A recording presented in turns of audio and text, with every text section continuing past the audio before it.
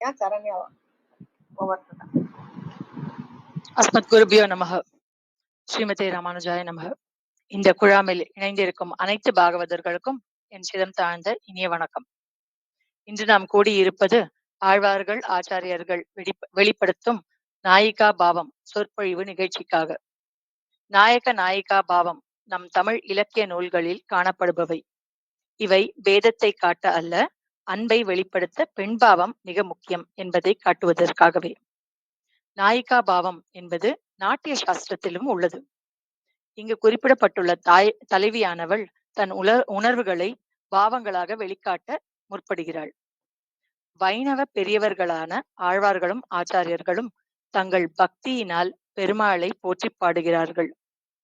ஞானத்தில் தன் பேச்சு, பிரேமத்தில் பெண் பேச்சு என்பதற்கு இணங்க பக்தி முதிர்ந்து காதலாக, பரிவாக, பாசமாக, ஊடலாக, இப்படி பல பாவங்களாக ஆழ்வார்கள் கொள்வதால் பெண் பேச்சாக, அதாவது நாயிகா பாவமாக அது கொள்ளப்படுகிறது.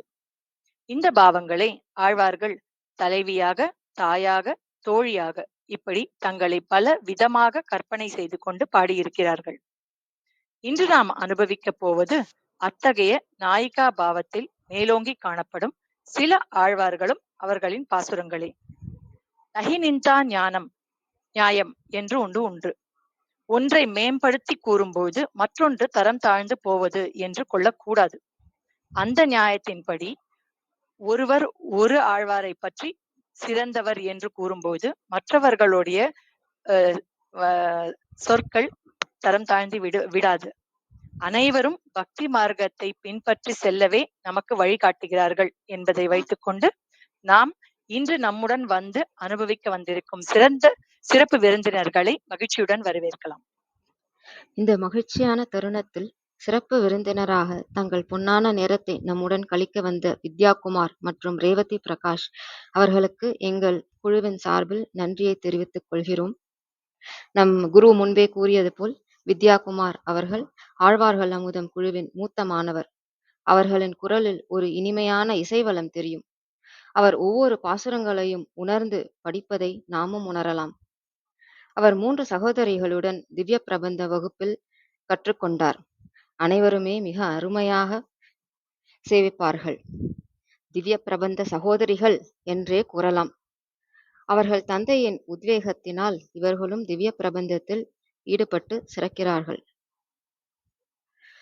முன்பு கூறியது போல் ரேவதி பிரகாஷ் அவர்கள் BSNL ஓய்வு பெற்ற பணியாளர், ஆண்டாள் கோஷ்டியில் உள்ளவர், திவ்ய பிரபந்தத்தில் மிகுந்த ஞானம் உள்ளவர்.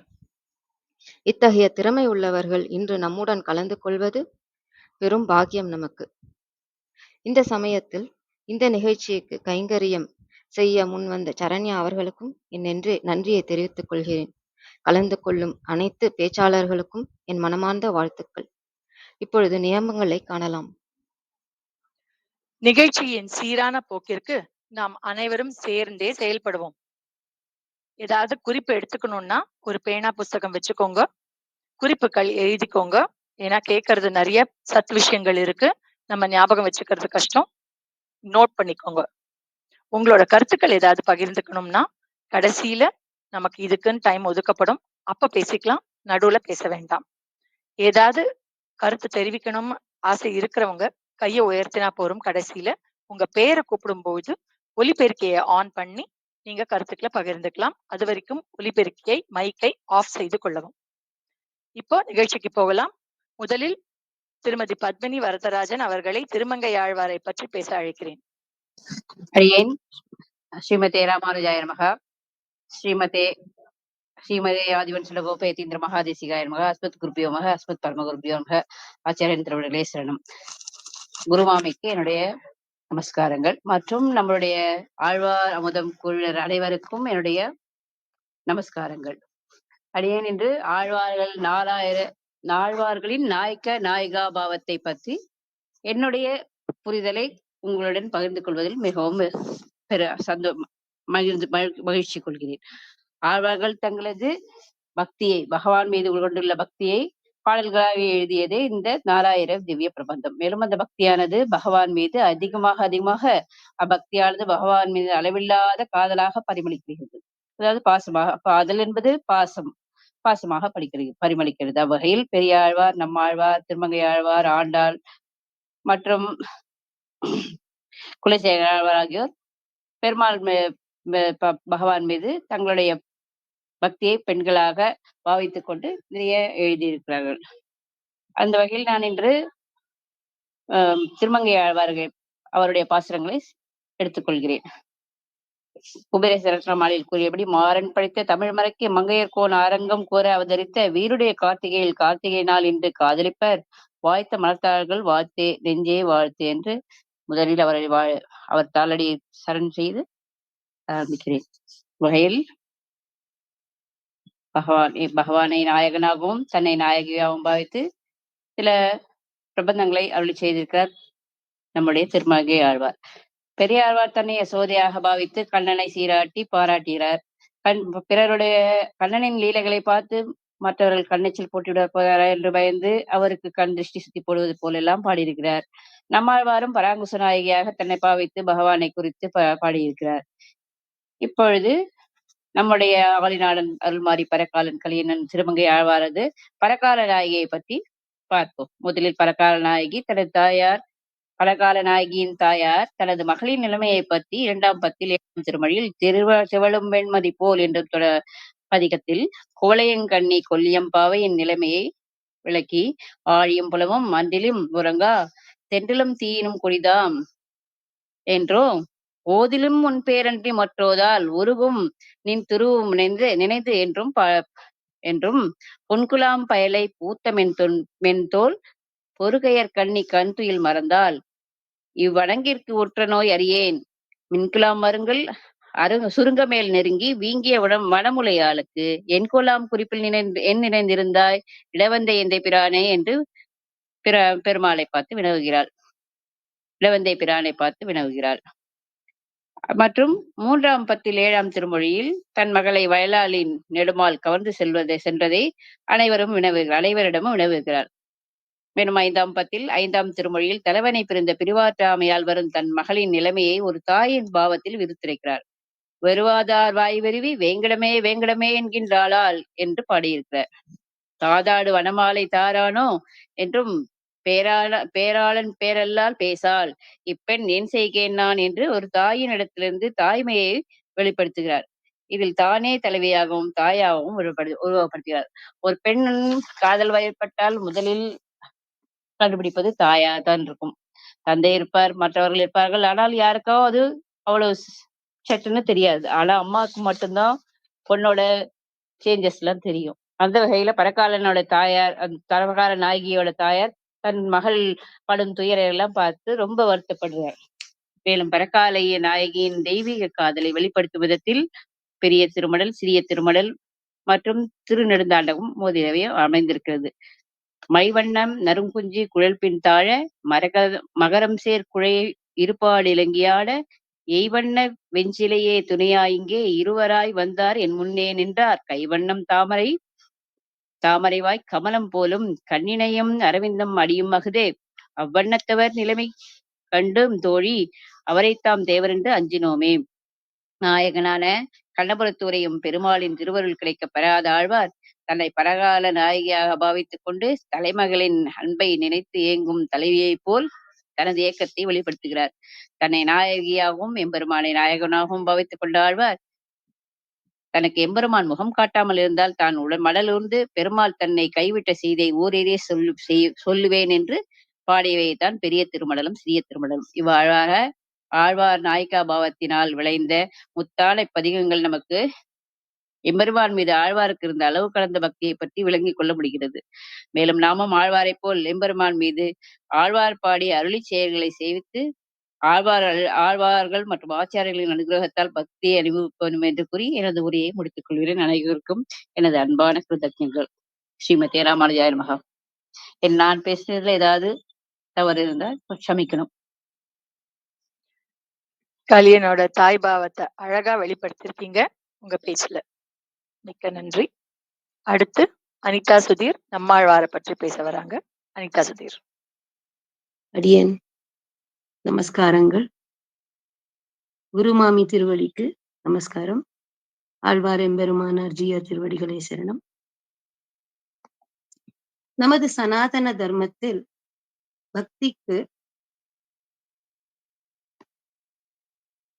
பக்தி பாரம்பரியத்தில் ஆழ்வார்கள் பாசுரங்கள் ஒரு அற்புதமான உயரம் அடைந்து விட்டன.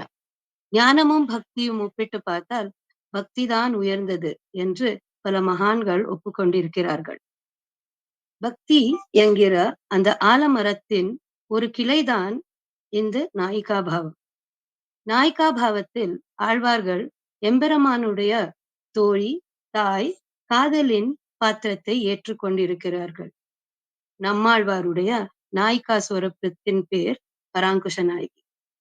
பராங்குஷம் என்கிற வார்த்தைக்கு ஒரு விளக்கம் உண்டு. யானையை அங்குஷத்தின் மூலமாக அடங்கி வைப்பார். எங்க எல்லாருக்கும் 3 எதிரிகள் இருக்கின்றன. அவை குலம், கல்வி, செல்வம் மீது உள்ள ஆணவம். இந்த முக்குறும்பு வைத்துக் கொண்டிருக்கும் யானைக்கு நம்மாழ்வார் பாசுரங்கள் தான் அங்குசம். இப்போது ஒரு 2-3 பாசுரத்தை பார்ப்போம். திருவாய்மொழி 2:1 10வது பாசுரம்.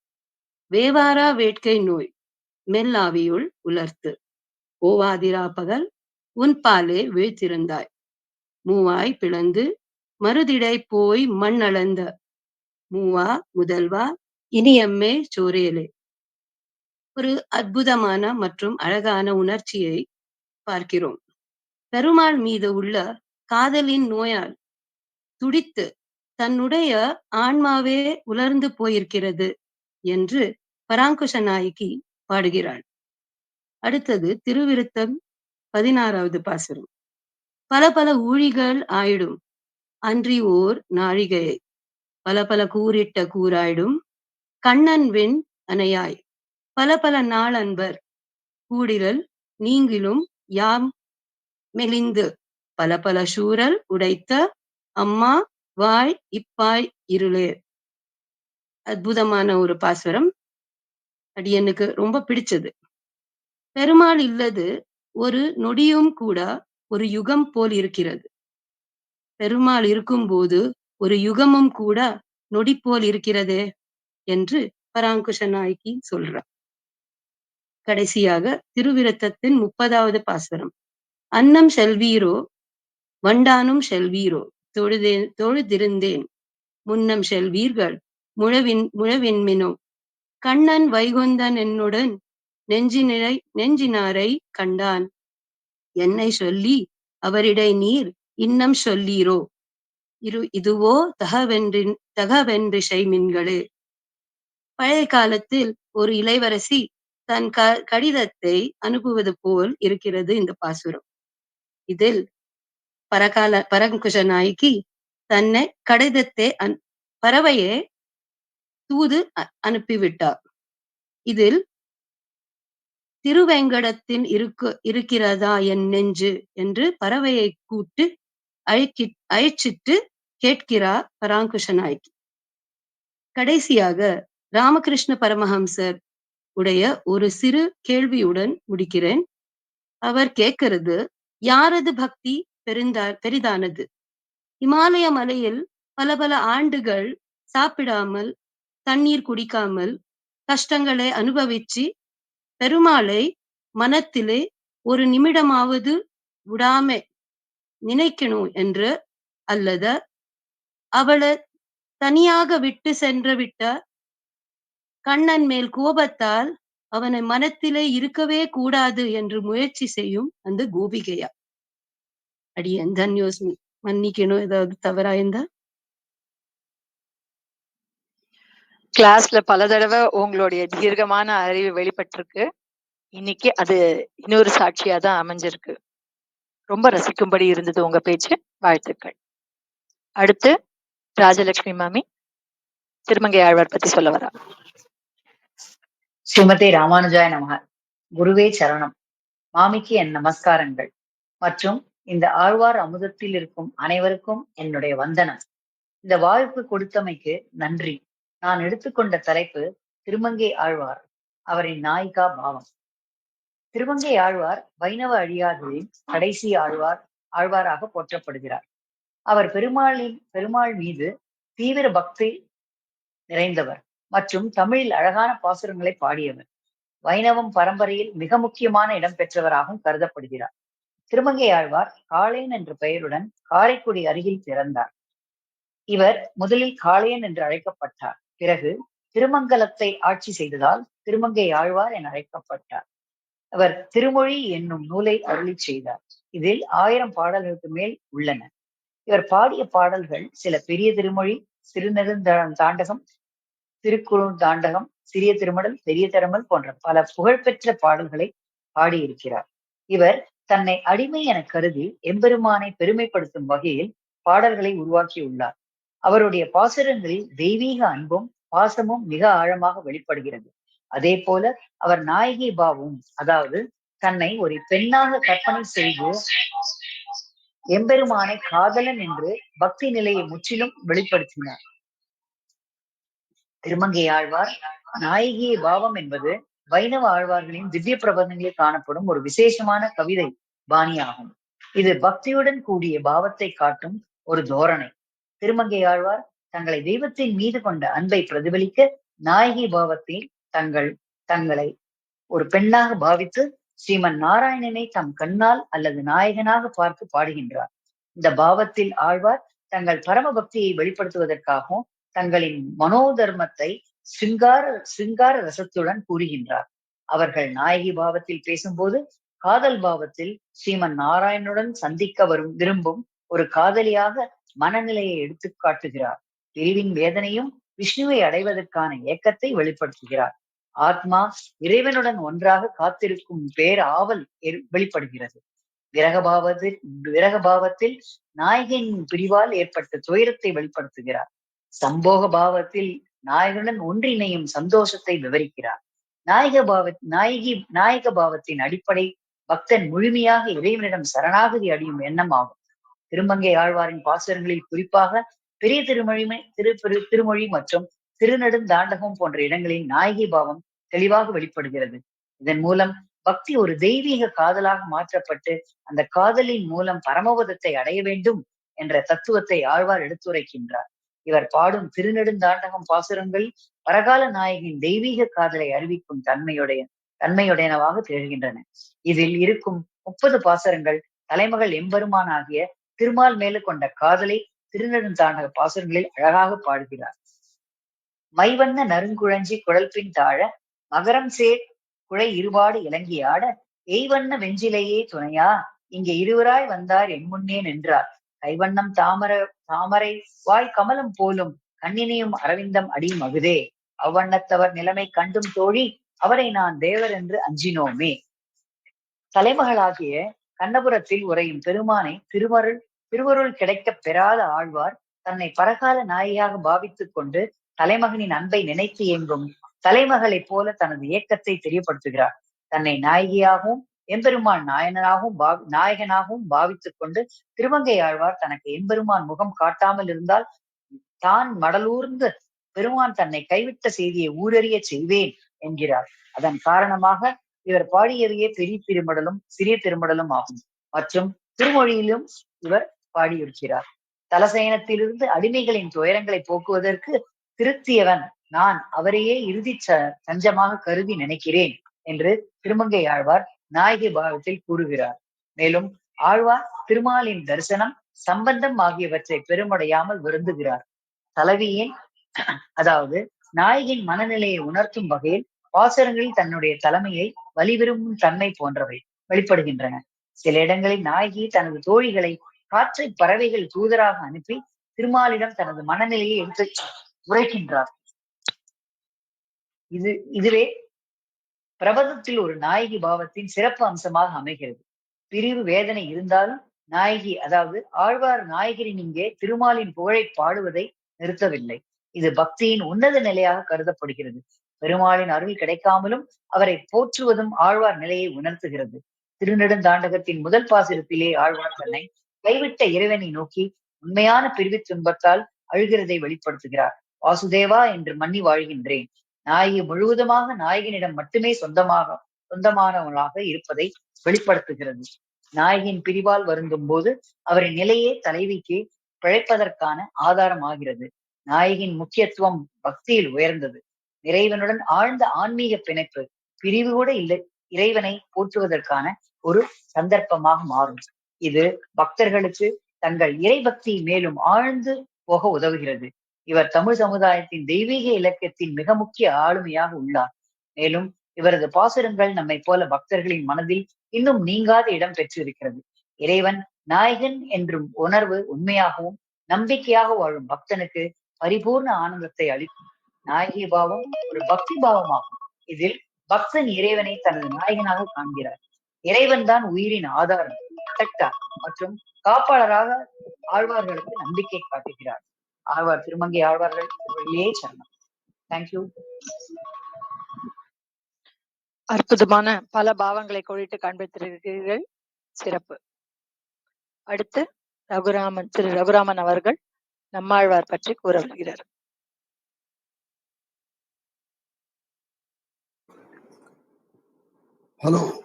ஹலோ கேக்குதா? கேக்குறது. தேங்க்யூ. ஸ்ரீமதே ராமானுஜாய நமக. ஸ்ரீ குருவே சரணம். மாமிக்கு என் பணிவார்ந்த வணக்கங்கள். இங்கு குழுமி இருக்கும் ஆழ்வார் அமுதத்தில் இருக்கும் அனைவருக்கும் என்னுடைய மாலை வணக்கம். இந்த வாய்ப்பை அளித்த என்னுடைய மாமிக்கு என்னுடைய நமஸ்காரங்கள். அனிதா ஆஸ்பத்திரி முதல்ல முடிக்கும் போது சொன்னாரு பக்தி பெரியது, யாரது பக்தி பெரியதுன்னு சொல்லிட்டு ஒரு இது ஆரம்பிச்சாரு. நான் என்னோட தலைப்புல 4 செக்ஷனா பிரிச்சிருக்கேன். ஒண்ணு வாட் இஸ் பக்தி, வாட் இஸ் நாயகா பாவம், அண்ட் தென் அபவுட் நம்மாழ்வார், நாயகா பாவம் ஆஃப் நம்மாழ்வார், அவர் என்ன சொல்றாரு சொல்லிட்டு. இப்ப பக்தி என்பது ஒருவரின் முழு மனதார்ந்த பக்தியையும் அன்பும் நேர்மையும் கொண்ட ஆழ்ந்த மரியாதை ஆகும். பக்தி மார்க்கம் என்றால் என்ன? இறைவனே நேர்மையாக காதலுடன் முழுமையான தர்ப்பண அமைப்புடன் அற்புதம் வணங்குவது பக்தி ஆகும். பக்தி என்பது கடவுளுக்கு மட்டுமல்ல, தாய், தந்தை, ஆசான், தேசம் ஆகியவற்றின் மீதும் கொண்ட ஆழ்ந்த மரியாதையை குறிக்கும். பக்தி என்பது இறைவன் மீது முழுமையான இருதயத்தில் இருந்து அன்பை காட்டுவதும் இறைவனை உணர்ந்து அவர்களிடம் தவசமாக வாழ்ந்திடுவதை கொண்ட கடமையாக பார்க்கப்படுகிறது பக்தி. நம்ம எல்லாம் பக்தியோட பண்றோம் நினைச்சிட்டு இருக்கோம். பட் இன்னும் அன்கண்டிஷனல் ஃபெய்த் இருக்கும் நம்ம கிட்ட. மனதார்ந்த பக்தியும் அன்பும் வேணும் நம்ம கிட்ட. பக்தி பண்றோம், அன்பு கொஞ்சம் சேர்த்து இருக்கணும். இந்த பக்தியை நம்மளுக்கு மாத்திரம் கிடையாது, எல்லாருக்கும், எல்லார் மேலேயும் பக்தி வைக்கணும்னு சொல்லுவோம். தாய், தந்தை, ஆசான், தேசம், பெரியவா, அவளுக்கெல்லாம் பக்தியா இருக்கு, நல்லது. சரி, இன்னைக்கு டாபிக் மீனிங் ஆஃப் நாயகா நாயகி பாவம். என்ன அர்த்தம் எல்லாருக்கும் தெரியும். இந்த நம்மளும் எல்லாரும் படிச்சிருக்காங்க. அனிதா சொல்லுங்க. எல்லாம் எனக்கு முன்னே பேசுற எல்லா 3 பேரும் நல்லா பேசுனாங்க. நாயகா பாவம் என்பது 4000 பிரபந்தத்தில் ஒரு முக்கியமான உணர்வு நிலையே ஆகும். பக்தர் தன் இறைவனின் அடிமையாக அல்லது பரம்பொருளின் பாசத்தில் அடங்கியவர்கள் என்றும் உணர்வது உண்மையான நாயகா பாவம். இதில் இறைவன் நாயகன், தலைவர் என்று கருதி தன்னை பரம்பொருளின் அடிமை, தாசன் ஆக காண்பது. இதில் நாயகா பாவம் உணர்ந்த பக்தர் இறைவனின் மாபெரும் கிருபையையும் ஆளுமையையும் அங்கீகாரம் செய்வதே தன் உயிரையும் செயல்களையும் அவர்களின் பாதத்தில் புழக்கமாக அளித்து முழுமையாக சமர்ப்பிக்கிறார். இப்ப இன்னொன்னு சொல்ல போன இல்ல, இறைவனை ஒரே காலத்தில் பெரும் தலைவராகவும் பரம பொருளாகவும் உணர்ந்து தன்னை அவரின் அடிமையாகவே மட்டுமே பார்க்கின்றனர். இப்ப இந்த மாதிரி நம்ம நாயகா பாவன் பத்தி பேசும்போது நிறைய விஷயம் இருக்கு. சோ இதே போன்று திருவாய்மொழியில பிரபந்தங்கள்ல இத்தகைய உணர்வு, பக்தி பாவங்கள் காணப்படுகின்றன. மற்ற வழி இருக்கு, பட் திருவாய்மொழியில பக்தி உணர்வு, அன்றாந்த பக்தி பாவங்கள் காணப்படுகின்றன. இந்த பாவம் பக்தியின் மிக உயர்ந்த நிலைகளில் ஒன்றாக கருதப்படுகிறது. அப்படி சொல்லும் போது நம்ம யாரை பத்தி சொல்ற நினைச்சேன்னா, நான் நம்ம ஆழ்வார், அவருக்கு இருக்கிற ஆழ்வார்கள்ல வெரி சீனியர் மோஸ்ட் பர்சன், அவரை பத்தி தான் நான் சொல்ல போறேன். இவரை பத்தி ஒரு 4 வார்த்தை சொல்லணும், சொல்லாம இருக்க முடியாது. பிகாஸ் அவரோட கான்ட்ரிபியூஷன் நிறைய இருக்கு இந்த 4000 திவ்ய பிரபந்தத்துல. சோ அதனால ஒரு 4 வார்த்தை அவரை பத்தி பேசலாம்னு சொல்லிட்டு. திருநெல்வேலி சீமையில் தாமிரபரணி கரையில் உள்ள திருக்குறுகூர் என்னும் ஊரில் பிறந்தார். அங்க பக்கம் இவர் பாண்டிய மரபினை சேர்ந்தவர். அதனால் மாறன் என்ற இப்பெயரையும் மாயை உருவாகும். சட என்னும் நாடியை விஸ்வக்சேனரின் அம்சமாக பிறந்த இவர் என்றதால் சடகோபன் என்றும் மாறன் சடகோபன் என அழைக்கப்பட்டார். 2 பேர், நிறைய பேருக்கு. இன்னொன்னு 4 வேதங்களையே தீந்தமிழில் பாடியதால் வேதம் தமிழ் செய்த மாறன் என்றே புகழப்படுகிறார். வேதம் தமிழ் செய்த மாறன் என்றே புகழப்படுகிறார். நம்ம யானை அடக்கம்னா, யானை அடக்கத்துக்கு ஒரு அங்குசம் இருந்தா போதும். யானை பார்க்கணும், அங்குசம் இருந்தா போதும். யானையை அடக்கும் அங்குசம் போல பரன் ஆகிய பெருமாளை அவர் கட்டி போட்டிருக்காரு. எப்படி கட்டி போட்டிருக்காருன்னா பராங்குசன் என்றும், அந்த மாதிரி அன்பினால் கட்டி போட்டதுனால பராங்குசன் என்றும், தலைவியாக தன்னை வரித்துக் கொண்டு பாடும்போது பராங்குச நாயகி என்றும் அழைக்கப்படுகிறார். சோ இவருக்கு 3-4 பேர் இருக்கு. ஒண்ணு சடகோபன், ஒண்ணு வேதம் செய்த தமிழ் செய்த மாறன், 2 பராங்குச நாயகி. இப்ப நம்மாழ்வார் ஏற்றது என்னன்னா, நம்மாழ்வார் ஏற்ற பாசுரங்கள் திருவிருத்தம், திருவாச்சரியம், பெரிய திருவந்தாதி, திருவாய்மொழி, இவை ரிக், யஜுர், அதர்வண மற்றும் சாமவேதத்தின் சாரமாக அமைந்திருப்பதாக பெரியோர்கள் சொல்லுகிறார்கள். ஓகே, இப்ப நம்ம we'll go to the main பாசுரம். what Nammalvar says about நாயகாபவம். இறைவனை ஒரு நாயகனாக கொணர்ந்து அவரின் அருள் மீது அடியார்களின் பணிந்து அன்பை வெளிப்படுத்துகிறார்கள்.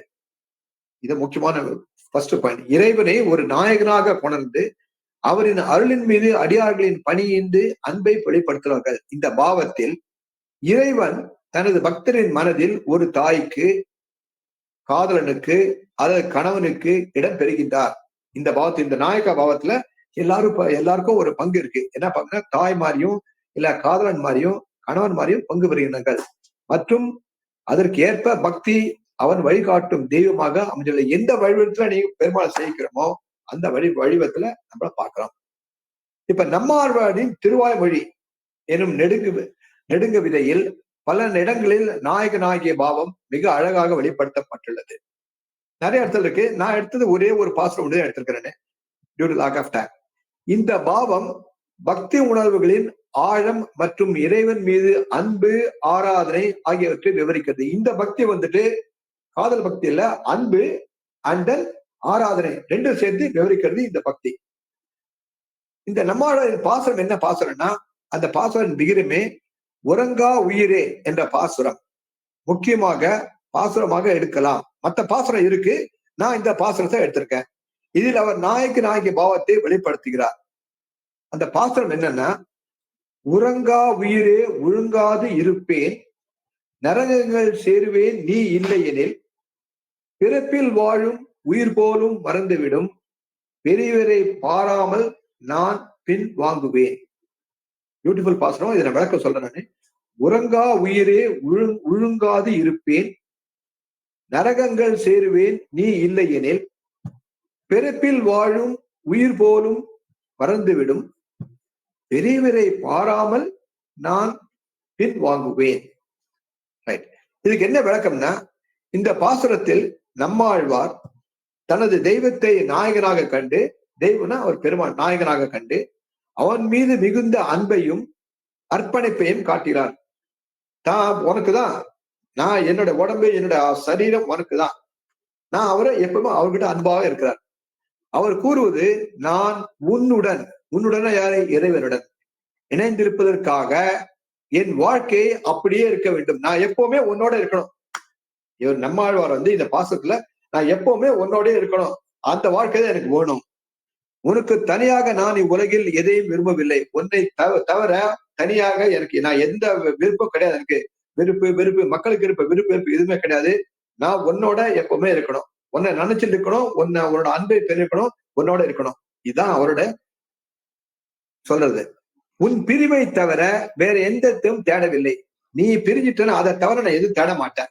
லைஃப்ல எனக்கு எதுவுமே வேண்டி தேவையில்லை. பிகாஸ் நம்மாழ்வார் அவர் சீனியர் மோஸ்ட் பர்சன். இது ஒரு நாயகி பக்தர் இறைவனை பூரணமாக கண்டு அவன் அருள் வேண்டி தன் வாழ்க்கையை மாறுகிறது என்று சொல்லலாம். ஒரு நாயகி பக்தர், நாயகனை இங்க பக்தர் சொல்லுங்க, இறைவனை பூரணமாக கண்டு அவன் அருள் வேண்டி தன் வாழ்க்கையை மாறுகிறது என்று அழகாக சொல்லலாம். இந்த நாயக்க நாயகி பாவத்தை அடிப்படையாக கொண்ட உணர்வுகளை வெளிப்படுத்துகிறது. இது என்ன உணர்வுகளை வெளிப்படுத்துகிறது? யாரோட உணர்வு? நம்மாழ்வார் உணர்வுகளை வெளிப்படுத்துகிறது. நம்மாழ்வார் இறைவனை தன் நாயகனாக கண்டு அவன் மீது உள்ள அன்பையும் தானத்தையும் வெளிப்படுத்துகிறார். இது ஒரு பாசுரம். இது வெளிப்படுத்துகிறது. இப்ப நம்ம சொல்ல போனா நிறைய சொல்லலாம், நம்மாழ்வார் பத்தி சொல்லலாம், நாயகம் அவர் நிறைய பாடத்துல சொல்லிருக்காரு. ஆனா எனக்கு தெரிஞ்சு பிகாஸ் ஆஃப் டைம் கன்ஸ்ட்ரைன்னால நான் இதோட முடிச்சுக்கிறேன். லாஸ்டா இது நிறைவு பெறும் பகுதி என்னன்னா, ஆழ்வார்கள் நாயக நாயகி பாவத்தில் பல பாடல்களை பாடியுள்ளார். இவ்வாறு பாடுவதால் அவர்களின் பக்தி திறனும் இறைவன் மீது கொண்ட காதலும் பலப்படுத்துகின்றன, ஸ்ட்ரெங்தன் பண்ணுது. அவர் மீது இறைவன் மீது கொண்ட பக்தி, இறைவன் மீது கொண்ட காதல் ரெண்டும் சேர்ந்து அந்த அவருடைய ஸ்ட்ரெங்தன் பண்ணுது. நாயக நாயகி பாவத்தை ஒரு இலக்கிய உத்தியாக பயன்படுத்தி உள்ளனர். ரொம்ப ரொம்ப முக்கியமான வேர்டு இது. நாயக நாயகி பாவத்தை ஒரு இலக்கிய உத்தியாக பயன்படுத்தியுள்ளார். சங்க அங்கத்துறையின் மரபினை நாயன்மார்களும் ஆழ்வார்களும் பின்பற்றினார் என்றாலும் சில விதிவிலக்குகள் காணப்படுகின்றன. அது ரொம்ப டீடைல் நோட்ஸ். அதை நான் அப்புறம் டைம் கிடைக்கும் நான் சொல்றேன். சங்க அகத்துறை மரபினை நாயன்மார்களும் ஆழ்வார்களும் பின்பற்றினார் என்றாலும் கரெக்டா ஃபாலோ பண்ணா சொன்னா கூட சில எக்ஸெப்ஷன்ஸ் ஆர் தேர். அந்த எக்ஸெப்ஷன்ல என்ன சொல்லிட்டு எக்ஸ்பெஷலி ஃபார் தி லேடிஸ் என்ன சொல்லிட்டு அப்புறம் சொல்றேன். ஆழ்வார்கள் நம்மாழ்வாரும் திருமங்கையாளரும் தம்மை நாயக நாயகியாக பாவித்துக் கொண்டு முறையே பராங்குச நாயகியாகவும் பரகால நாயகியாகவும் வலம் வருகின்றனர். என்ன சொல்ற? நம்மாழ்வார் பராங்குச நாயகி, திருமங்கையாழ்வார் பரகால நாயகி என வலம் வருகின்றனர். இத்தோட என்னோட சிற்றுரையை முடித்துக் கொள்கிறேன். எனக்கு இது வாய்ப்பளித்த மாமிக்கு என்ன மனமார்ந்த வணக்கங்கள், நமஸ்காரங்கள். தேங்க்யூ. மிக்க நன்றி.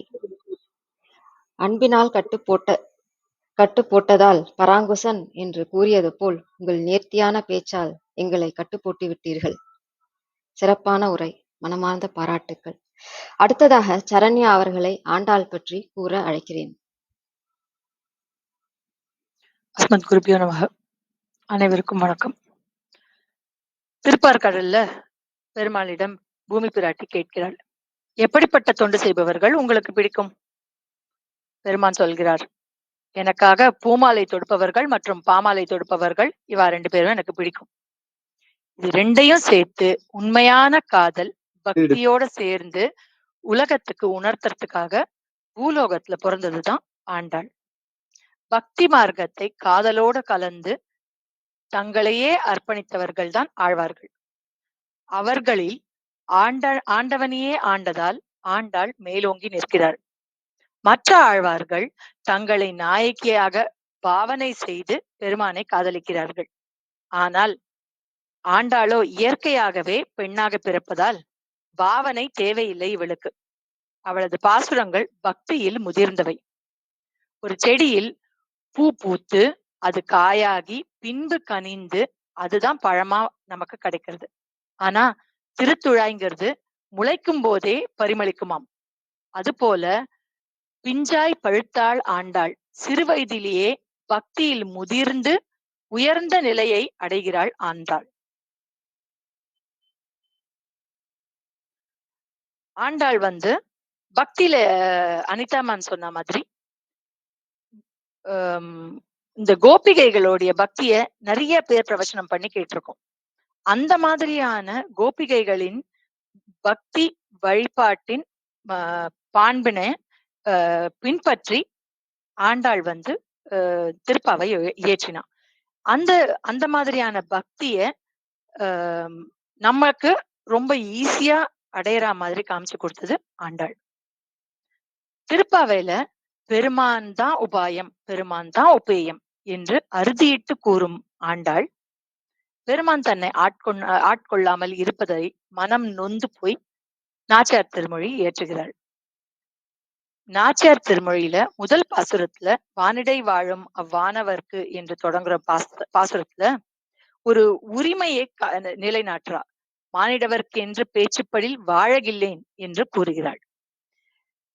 நாயிகா பாவத்துல இவ பெண் இயற்கையிலேயே பெண் பாவமா இருக்கிறதுனால தலைவியாகவோ தாயாகவோ மாறி மாறி சொல்ல வேண்டிய அவசியம் இவளுக்கு ஏற்படல. அதனால பல பாவங்கள்ல அந்த நாயிகா என்னெல்லாம் சொல்றா அப்படிங்கறத பல பாவங்களை பார்க்க போறோம். முதல்ல இந்த உரிமை அப்படிங்கறத நம்ம பார்க்கிறோம். இதுல எந்த உரிமையில அவ அத சொல்றா, எனக்கு வேற யாருமே என்னுடைய வாழ்க்கையில துணைவன் அப்படின்னு இந்த மானிட பிறவியில இருக்கிற இந்த தேகாந்திர சம்பந்தம் இல்லாம நான் என்னுடைய உயிர் உடல் அத்தனையுமே பெருமாளுக்குத்தான் அப்படின்ற ஒரு அசாத்தியமான நம்பிக்கையில அந்த உரிமையில மானிடவர்க்கென்று பேச்சுப்படில் வாழகில்லேன் என்று கூறுகிறாள். அடுத்தது அவங்க நாலாம் திருமொழியில, நாச்சியார் திருமொழியில எம்பெருமான் ஒரு ஒரு சீன் கிரியேட் ஆகிறது. இடைப்பெண்கள் குளிக்கும் பொழுது அந்த வஸ்திரத்தை திருடிட்டு கண்ணன் குருந்த மரத்தின் மேல ஏறி உட்கார்றான். அப்ப பெண்கள்லாம் என்ன பண்றா, வஸ்திரத்தை திருப்பி கொடு அப்படின்னு கண்ணன் கிட்ட கேக்குறா.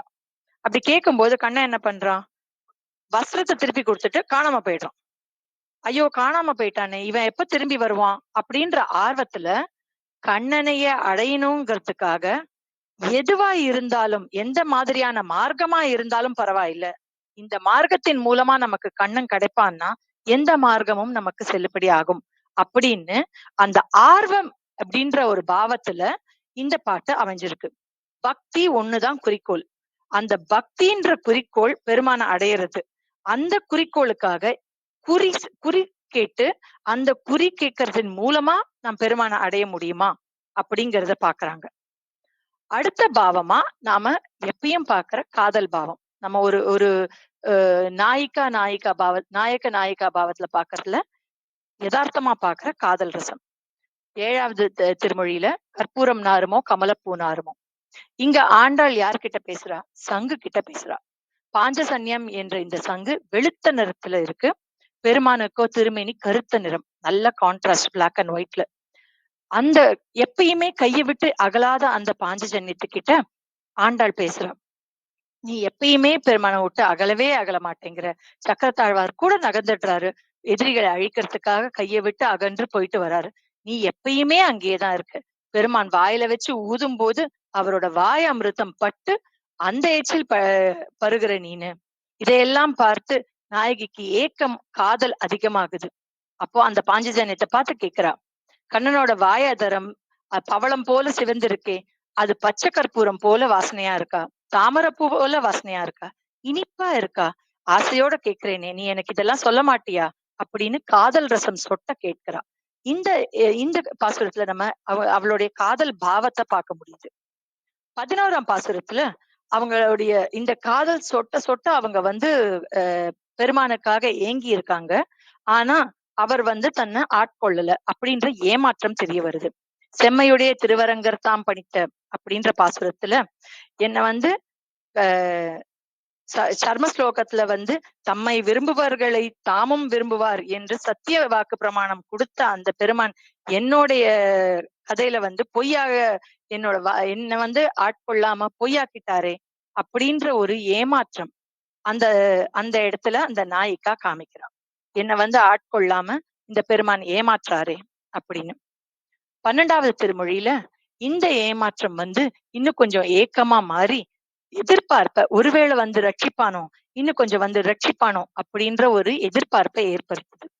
எம்பெருமான் எல்லாரையும் ரட்சிக்கிறானே, அந்த மாதிரி என்னையும் ரட்சிப்பான் அப்படின்ற நம்பிக்கையை விடாத நம்பிக்கையோட இருக்கா ஆண்டாள். ஆனா அவன் வரல. அப்ப நம்ம அடுத்தது என்ன பண்ணுவோம், வேற எப்படி நம்ம வர வைக்கலாம், ஒரு ஆச்சாரியன் மூலமா வர வைக்கலாமே.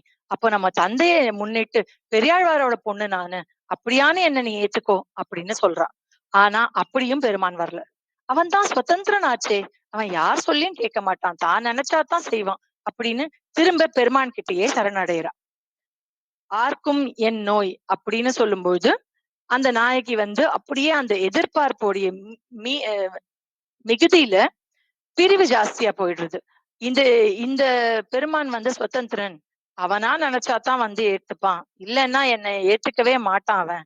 இங்க கூடி இத்தனை பேர் என் கூட இருக்கேளே, உங்க யாருக்குமே என்னோட நோய் தெரிய மாட்டேங்கிறது, உங்களோட யாருக்குமே என்னுடைய நோய்க்கான பரிகாரமும் தெரியல.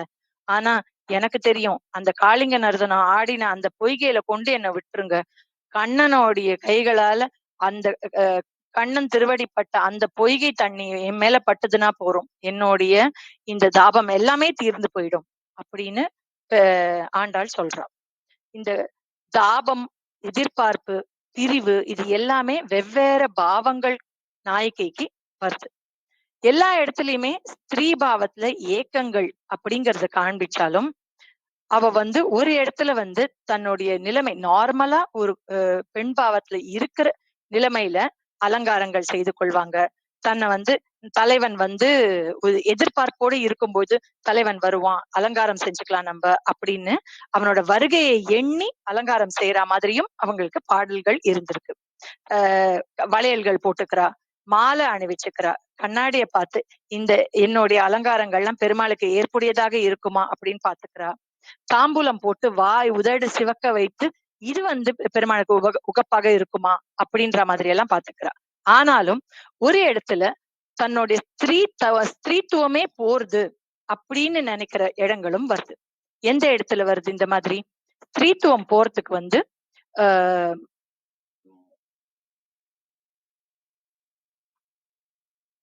திருப்பாவையில திரிவிக்ரமன அவனுடைய அழகை பார்த்து அவன் பின்னாடியே போறது என்னோட ஸ்திரீத்துவத்தை விட்டு போறோம். தன்னுடைய நார்மல் பெண் பாவத்துல இருக்கும்போது பெண்ணை தேடிதான் ஆண் மகன் வரணும். ஆனா ஆணோடைய அழகை பார்த்து நான் அவன் பின்னாடியே போறேன் அப்படிங்கறது திருப்பாவையில ஒரு பாட்டுல சொல்றான். அதே மாதிரி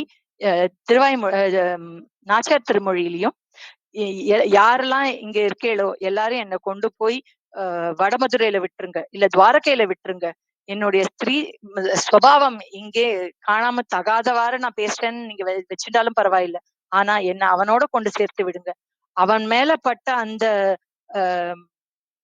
காற்று என் மேல பட்டதுன்னா அதுல நான் கொஞ்சம் என்னுடைய ஏக்கம் தனியும் அப்படின்னு கண்ணன் என்னும் கருந்தெய்வம் அப்படின்ற பாட்டுல அந்த ஏக்கத்தை சொல்றா. இந்த அயிலும் தொழிலும்ன்ற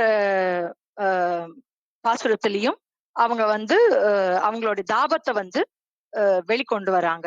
ஐயோ இந்த கண்ணன் இப்படி என்ன காப்பாத்த மாட்டேங்கிறானே, அவனுடைய குழல் ஊதி அவன் மாட சுத்தி குழல் ஊதின்னு இருக்கான், என்ன உடம்புல என்னோட தாபத்தை சூடு ஏத்திட்டு இருக்கான். ஆனா அவனுடைய புல்லாங்குழல் ஊதும் போது அதுல இருந்து விழற எச்சில் துளிகளை என் மேல தவிச்சா இந்த தாபன் நோய் தீர்ந்து விடும் எனக்கு அப்படின்னு சொல்றான். இப்படியெல்லாம் சொல்லி ஏங்கி இருக்கும்போது களிப்பு அப்படின்ற ஒரு பாவமும் அந்த நாயகிக்கு வரும். களிப்பு எப்ப வருது? நான் கனவு காண்றேன், இந்த கண்ணன் வருவான், என் கைத்தலம் பற்றுவான். வாரணமாயிரம் பாடல்கள்ல கைத்தலம் பற்ற கனா கண்டேன் அப்படின்னு அவ அப்படியே களிப்புல சந்தோஷ மிகுதியில அவ நிறைய பாடல்கள் பாடுறா. நாம இப்ப பாக்குற எல்லா பாடல்களுமே ஒரு மேலோட்டமாக பார்த்தா காமத்தை வெளிப்படுத்துற மாதிரி இருக்கு. ஆனா இங்க எல்லாமே பக்திய எவ்வளவு அனுபவிக்க முடியுமோ அந்த மாதிரியான தன் நிலையை மறந்த ஒரு பக்தியாத்தான் இது எல்லாத்தையுமே பார்க்கணும். ஒரு ஜீவாத்மா தன்னுடைய ஒரே இலக்கான பரமாத்மாவை அடையிறது அப்படின்ற ஒரு இலக்கை தெளிவா காமிச்சு கொடுத்திருக்கிறது இந்த ஆண்டாளுடைய பாசுரங்கள். கடைசியா ஒண்ணு சொல்லிக்கிறேன். ராமானுஜ நூற்றந்தாதியில ஒரு பாட்டு வருது.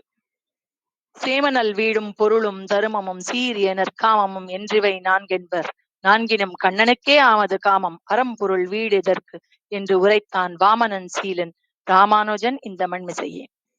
காமம் தான் அறம் பொருள் வீடு, இது மூணுத்த காட்டிலும் சிறந்தது. இந்த மூணுமே காமத்திற்காகத்தான் அப்படின்னு சொல்லியிருக்காங்க. எந்த மாதிரியான காமம் அது? கண்ணனுக்கே ஆன காமம், சாதாரண மானிடருக்கான காமம் அல்ல, கண்ணனை அடியும் பெரும் பேறு பெறுவதற்கான காமம். அந்த காமத்தை அடையறதுக்காக ஆண்டாள் காட்டின வழிதான் அவளுடைய பாசுரங்கள்.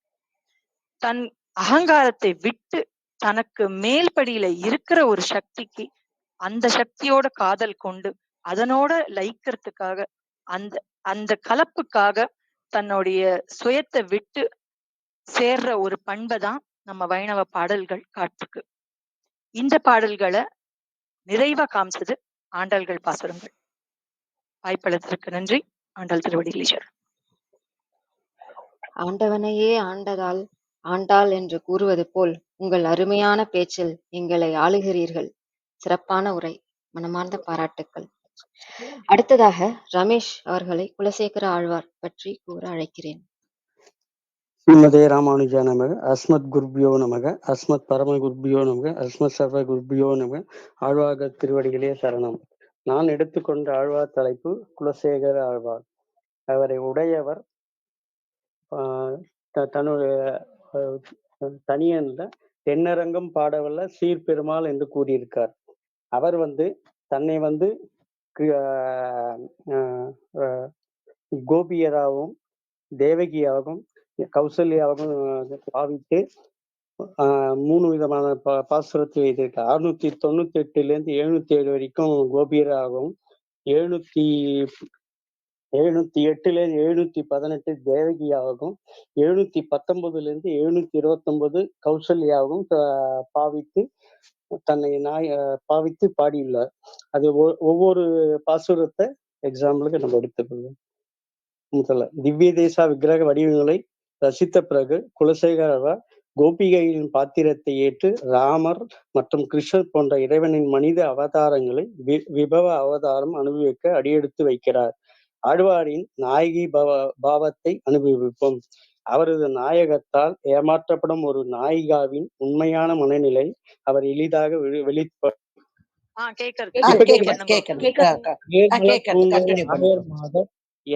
என பலர் உள்ள இவ்வூரில் உந்தன் மார்பு தழுவுவதற்கு ஆசையின்மை அறிந்தறிந்தே உந்தன் பொய்யை கேட்டு கூர்மழை போல் பனிக்கூதல் எய்து கூசி நடுங்க யமுனை ஆற்றில் வார்மலர் குன்றின் புலரன் என்றேன் வாசுதேவா உன் வரவு பார்த்தே. அதோட அர்த்தம் ஓ தாமோதரா ஆண்டவரே, மீனை போன்ற அழகிய கண்களை கொண்ட கிழக்கு பக்கத்தில் அழகிய பெண்ணின் வீட்டிற்குள் அவள் தயில் பிசைவதை பார்த்து அவளது குறும்புத்தனமான ஏமாற்று மனப்பான்மையை நான் முற்றிலும் அறிவேன். குறும்புத்தனமான பார்வை அவளிடம், நான் உன்னுடன் சேர்ந்து உன்னை வேகமாக கசக்க உதவேன் என்று சொன்னாள். நீ கசக்கும் போது தேனீக்களும் திரளும் மலர்களால் அலங்கரிக்கப்பட்ட உன்னுடைய உயர்ந்த கூந்தலின் அசைவையும் உன் நெற்றியில் வேர்வை துளிகளையும் விகாரத்தால் உன் சிவந்த உதடுகள் நடங்குவதையும் நான் பார்த்து என்னை மறந்தேன்.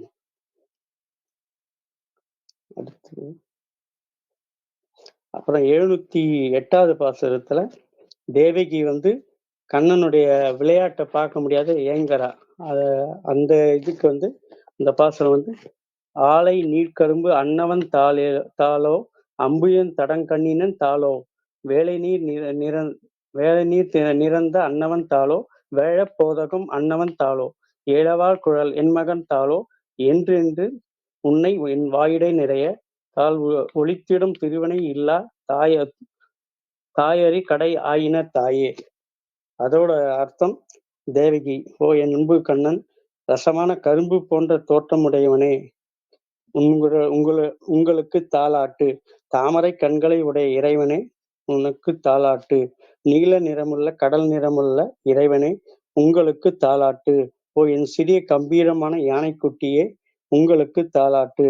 என் அன்பான குட்டி கண்ணன், உனக்கு பலமுறை தாலாட்ட பாட முடியாத நான் என்ன துரதிர்ஷ்டமான அம்மா. அப்புறம் 8வது பத்துல 719 729 கௌசல்யா நினைச்சு தாலாட்டு பாடுறோம். ஒரே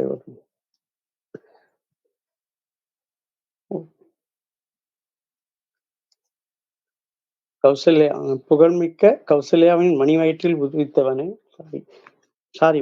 மண்ணு புகழ் கோசலைத்தன் மணி வயிறு வாய்த்தவனே, தென்னிலங்கை கோன்முடிகள் சித்துவித்தாய் செம்பொன் சேர் கண்ணி நன் மாமதில் சூழ் புடைசூழ் கணபுரத்து என் கருமணியே, என்னுடைய இன்னமுதே ராகவனே தாளேலோ. புகழ்மிக்க கௌசல்யாவின் மணி வயிற்றில் உதித்தவனே, ராவணனின் முடியை தரையில் சாய்த்தவனே, அழகிய மதில்கள் சூழ்ந்திருக்கும் திரு கண்ணபுரத்தில் வாழும் என் கரிய மாணிக்கமே, என் இனிய அமுதே ராகவனே தாளேலோ. இப்படி அருமையாக தாலாட்டு பாடுகிறார் குலசேகரர் கௌசல்யாவின் வடிவத்தில்.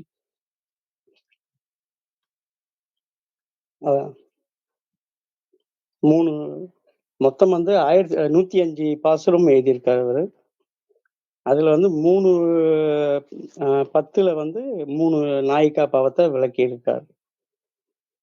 இதெல்லாம் தப்பு இருந்தா மன்னிச்சுக்கோங்க.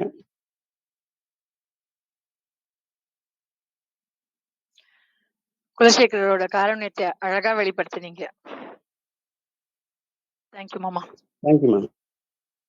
அடுத்து திருமதி விசாலாட்சி மாமி பெரியாழ்வார் பற்றி பேச வருகிறார். ஸ்ரீமதி ராமானுஜாய நமக. அஸ்மத் குருபியோ நமக. குருமாமிக்கு எனது வந்தனங்கள். என்னோட நட்பு வட்டத்துக்கு என்னோட வணக்கத்தை தெரிவிச்சுக்கிறேன். இன்றைக்கு வந்து நாயிகா பாவத்துல நான் எடுத்துக்கிட்ட தலைப்பு வந்து பெரியாழ்வாரை பத்தி. பெரியாழ்வார் நான் வந்து எனக்கு வந்து எந்த பாட்டும் தெரியாது. பாடறியேன் படிப்பறியேன் பள்ளிக்கூடம் தானறியேன் ஏடறியேன் எழுத்தறியேன் எழுத்துவக நானறியேன்னு விஷ்ணுவை பத்தி பாட்டு தெரியாது. அவரை பத்தி நான் ஏழுல படிச்சதும் இல்லை. வைஷ்ணவ சம்பந்தப்பட்ட பள்ளிக்கூடத்துக்கு போனதும் இல்லை. சோ மொத்தத்துல எனக்கு வந்து ரொம்ப இதை பத்தி ஞானம் இல்லை. ஆனா நான் ஏன் வந்து இந்த 4000 திவ்ய பிரபந்தம் விஷ்ணு சஹஸ்ரநாமம்லாம் நான் ஏன் கத்துக்க வந்திருக்கேன்? ஏன்னா எனக்கு பெருமாள் மேல ஒரு பிரியம். ஞானம்ங்கிறது ஹிதம், பிரியம்ங்கிறது அவர் மேல நம்ம வச்சிருக்கிற பிரேமம், அன்பு. அந்த அன்பு தான் வந்து என்னை வந்து இழுத்து கொண்டு வருது இதுக்கு. அப்ப பக்தினா என்ன? ஞானத்தையும் பிரியத்தையும் சேர்த்து வர்றதுதான் பக்தி. சோ ஒரு குழந்தைய எடுத்துக்கலாம். 6 மாசம் வரைக்கும் அந்த குழந்தை வந்து ஏற்கனவே வந்து முன் ஜென்மத்துல எல்லாம் வந்து நம்ம மாடாவோ பூனையாவோ ஏதோ ஒரு விலங்காவோ நம்ம பிறந்திருப்போம். அப்ப அதுக்கு வந்து இறைவனோட நிலையை பத்தியோ தன்னோட நிலையை பத்தியோ சொல்ல தெரியாது. அதே மாதிரி குழந்தைக்கும் 6 மாசம் வரைக்கும் எதுவுமே சொல்ல தெரியாது. அதுவே தன்னால பண்ணிக்கும். ஆஹ் ஆஹ் கூப்பிட்டுக்கும். அப்புறம் வந்து பசினா அழ தெரியும். இயற்கை உபாதைகளை தன்னால கழிக்க தெரியும். அந்த மாதிரி. ஆனா 1 வருஷத்துக்கு பிறகு அந்த குழந்தைக்கு வந்து ஒரு கல்வி அறிவு வேணும்னா அதை வந்து அந்த அம்மா அப்பா தான் கொண்டு போய் பள்ளிக்கூடத்துல விடுவாங்க. அப்ப அப்பா வந்து எது செஞ்சா குழந்தைக்கு நல்லதுன்னு நினைக்கிறாரோ அது வந்து ஹிதம். அம்மா வந்து குழந்தைக்கு எது பிடிக்கும்னு நினைச்சு செய்யறாளோ அது வந்து பிரியம், பிரேமம். அப்ப இது ரெண்டும் சேர்ந்தாதான் நம்ம வந்து பக்தி நிலையை வந்து அடைய முடியும். இந்த பக்தி நிலையை அடையிறதுக்கு மொத்தம் வந்து நாயிகா பாவம் வந்து இதுல வந்து ஒரு it is taking a vital role. இதுல வந்து நாயிகா பாவத்துல தாய் பாவம், தோழி பாவம், காதலி பாவம் அப்படின்னு 3 வகை இருக்குது. இதுல வந்து இதுல வந்து நான் எடுத்துக்கிட்டவர் வந்து பெரியாழ்வார். அவர் வந்து தன்னை வந்து ஒரு தாயா நினைச்சு தான் வந்து யசோதையாவாகவே மாறி அவர் வந்து கிட்டத்தட்ட ஒரு 461 பாட்டு வந்து எழுதியிருக்கிறாரு கிருஷ்ணனை பத்தி. அவருக்கு கிருஷ்ணர் ராமனோட அவதாரமும் பிடிக்கும், கிருஷ்ணனோட அவதாரமும் பிடிக்கும். ஆனா கிருஷ்ணனை ரொம்ப பிடிக்கும். அதனால அவரை வந்து 461 பாசுரம் வந்து அவரை பத்தி பாடியிருக்கிறார். 12 பாசுரம் வந்து பல்லாண்டு. இந்த 4000 திவ்ய பிரபந்தத்துக்கு வாரண தோரணம் மாதிரி இருக்கிறது வந்து பல்லாண்டு தான். த கிரேட் பர்சனாலிட்டி அவர் வந்து கொடுத்தது வந்து இதை வந்து மங்களாசாசனம்னு சொல்லி அதை வந்து நாதமாமுனிகள் வந்து இதை வந்து ஃபர்ஸ்ட் எடுத்து வச்சு வைக்கிறாரு. இந்த மங்களாசாசனம் வந்து அவரோட நன்மைக்காக எழுதுனதா? இல்லவே இல்லை. இதுக்கு ஒரு சின்ன கதை இருக்குது. இந்த கதை எல்லாருக்கும் தெரிஞ்சதுதான். பட் இருந்தாலும் அதை நான் உங்ககிட்ட ஷேர் பண்ணிக்கிறதுல எனக்கு ஒரு சந்தோஷம். மாரவர்மன்னு ஒரு ராஜா இருந்தாரு. பாண்டிய நாட்டுக்கு அவரு ராஜா. மதுரை தான் வந்து தலைநகர். அப்படி அவரு நைட்டு ரவுண்ட்ஸ் வருவார். அப்படி வரும்போது திண்ணையில வந்து ஒரு மனுஷன் ஒரு யாத்ரீகன் வந்து தூங்கிட்டு இருந்தான். அவனை எழுப்பி நீ யாருப்பா அப்படின்னு கேக்குறாரு. அப்ப அவர் சொல்றாரு, நான் திவ்ய தேச யாத்திரை எல்லாம் செஞ்சு வடநாடெல்லாம் சுத்தி கங்கை அயில தண்ணியை குடிச்சிட்டு இருக்கிற ஒரு அந்தணன்னு சொன்னாரு. அப்ப இவருக்கு வந்து சரி, இவர் வடநாட்டுல இருந்து வந்திருக்கிறாரு, உனக்கு தெரிஞ்ச நீதி எதையாச்சும் சொல்லேன் அப்படின்னு கேட்கிறாரு. அப்ப அவர் என்ன சொல்றாரு, மழைக்காலத்துக்கு வேணுங்கிறத 8 மாசத்துலயும், ராத்திரிக்கு வேண்டியதை பகல்லையும், முதுமைக்கு வேண்டியதை இளமையிலையும், மறுமைக்கு வேண்டியதை இம்மையிலையும் தேடுன்னு சொன்னாரு. இது வந்து ராஜாவோட சிந்தனைக்கு ஒரு இதாயிடுச்சு. நைட்டு பூரா யோசிக்கிறாரு என்ன பண்ணலாம். ஏன்னா இவருக்கு வந்து எத்தனை காலத்துக்கு, எத்தனை ஆயுசுக்கு, எத்தனை சந்ததிக்கு வேணாலும் அவர்கிட்ட சாப்பாடு இருக்குது. சோ அத பத்தி அந்த அந்த பாயிண்ட் எல்லாம் அவருக்கு வந்து வேண்டியதில்ல. முதுமைக்கு வேண்டியதையும் இளமைக்கு இளமையிலேயே சேர்த்து வச்சிருக்கிறாரு. சோ இந்த 3 பாயிண்ட்ஸ் இருக்கிறது வந்து அவருக்கு வந்து ஒரு கன்சிடர் அது வந்து ஒரு பெரிய விஷயமாவே அவருக்கு தெரியல. அப்ப மறுமைக்கு நம்ம என்ன பண்ணணும் அப்படின்னு அவரு கேட்கிறாரு. அப்ப யோசிக்கும் போது அவருக்கு ஒண்ணும் புரியல. அப்ப வந்து என்ன பண்றாரு, செல்வ நம்பி அவர்ட்ட வந்து சொல்றாரு. அப்ப அவர் என்ன சொல்றாரு, நாட்டு மக்களுக்கு நம்ம சொல்லுவோம், அறிஞர்களை வர சொல்லுவோம், புலவர்களை வர சொல்லுவோம். அவங்க வந்து பரத்துவ நிர்ணயத்தை பத்தி சொல்லட்டும். அப்போ உங்களுக்கு வந்து இம்மையில வந்து ஆஹ் மறுமைக்குள்ளதை இம்மையில எப்படி தேடுறதுன்னு தெரியும் அப்படின்னு சொல்லி அப்படி சொன்னா அவங்களுக்கு வந்து பொற்கொடி கொடுக்கலாம் அப்படின்னு சொல்லி ராஜா சொல்லிடுறாரு. அப்ப எல்லாரும் வராங்க. அப்ப நம்ம பெரியாழ்வார் இருக்காருல்ல, அவரும் வந்து இத பத்தி கேள்விப்பட்டு இங்க வடபத்திர சாயி கோயில்ல இருந்து வந்துட்டார். வந்து பரம்பொருளை பத்தி என்ன அப்படிங்கிறத மால் நெறியே மேல் ஒரு நெறியும் இல்லா மெய்நெறி அப்படின்னு சொன்னார். இது என்ன, இது இருந்தா தான் வீடு பேற்றை அடைய முடியும். இதுக்கு வந்து பல விதமான இதிகாசங்களையும் புராணங்களையும் விளக்கமா சொல்லிட்டு இந்த பிரபஞ்சத்துக்கு காரணமானவர் வந்து பரமாத்மா. அவர் யாரு, நம்ம ஸ்ரீமன் நாராயணன் தான். அவரை சரணடைஞ்சோம்னா நம்மளோட சகல விருப்பங்களும் அடையிற உபாயம் அதுதான். புருஷார்த்தம்ங்கிறது அறமுதலான உறுதி பொருட்களை வந்து அழிக்க வல்லவன் அவன் அப்படின்னு பரத்துவம் பற்றி பிரமாதமா சொல்லிட்டாரு. உடனே அந்த கம்பத்துல கட்டி இருந்த பொற்கிழி தன்னால வளைஞ்சு கொடுத்துச்சான். ஐயா நீ எடுத்துக்கோ என்ன. விஷ்ணு சித்தர் வந்து இந்த பொற்கிழிய வந்து அறுத்து எடுத்துக்கிட்டாரு. இத வந்து அதனால பாண்டியனுக்கு வந்து தன்னோட சந்தேகத்தை வந்து அவரு ஐயமர நிரூபிச்சதுனால பட்டர் பிரான் அப்படின்னு அவருக்கு பேரை சொல்லி யானை மேல உட்கார வச்சு அம்பாரியில உட்கார வச்சு விருது வழங்கி நகர்வலம் செய்யறார். இத பார்த்தோன்னே தனையனை பார்க்கும் தந்தை போல் தன்னோட மகன் வந்து விருது வாங்கியிருக்கான் அப்படிங்கிறத பார்த்து அந்த சந்தோஷத்தை தன் கண்ணால பார்க்கணும்னு சொல்லிட்டு பெருமானும் பிராட்டியும் கருடன் மேல வர்றாங்க. அவங்க 2 பேரை பார்த்தோன்னே அப்படியே பெரியாழ்வாருக்கு ரொம்ப சந்தோஷமாயிருது. இந்த சந்தோஷத்தை அவர் வந்து என்னடா எல்லாரும் பார்த்தா அவருக்கு திருஷ்டியா போயிருமே அப்படின்ட்டு பல்லாண்டு பல்லாண்டு பல்லாயிரத்தாண்டு பல கோடி 100,000 பல்லாண்டு தின்தோள் மணிவண்ணா அப்படின்னு பாடினாரு. அப்ப அந்த பல்லாண்டு பாடும்போதும் அவருக்கு வந்து எங்க அந்த பிள்ளைக்கு வந்து இன்னும் திருஷ்டி இருக்குமோ அப்படின்னு சொல்லிட்டுதான் ஒரு தடவை பல்லாண்டு சொன்னா போதும். ஆனா அவரு திரும்ப திரும்ப சொல்றாரு. என்னன்னா தன்னையே சாட்டிஸ்ஃபை பண்ணிக்கிறாரு. நான் நிறைய தடவை சொன்னேன்னா அந்த பாசிட்டிவ் எனர்ஜி வந்து மேல மேல பெருமாளுக்கு சேரும். இதுல அவரோட சுய நினைவுகள் எது, அவரோட சுய விருப்பம்ங்கிறதே இல்ல.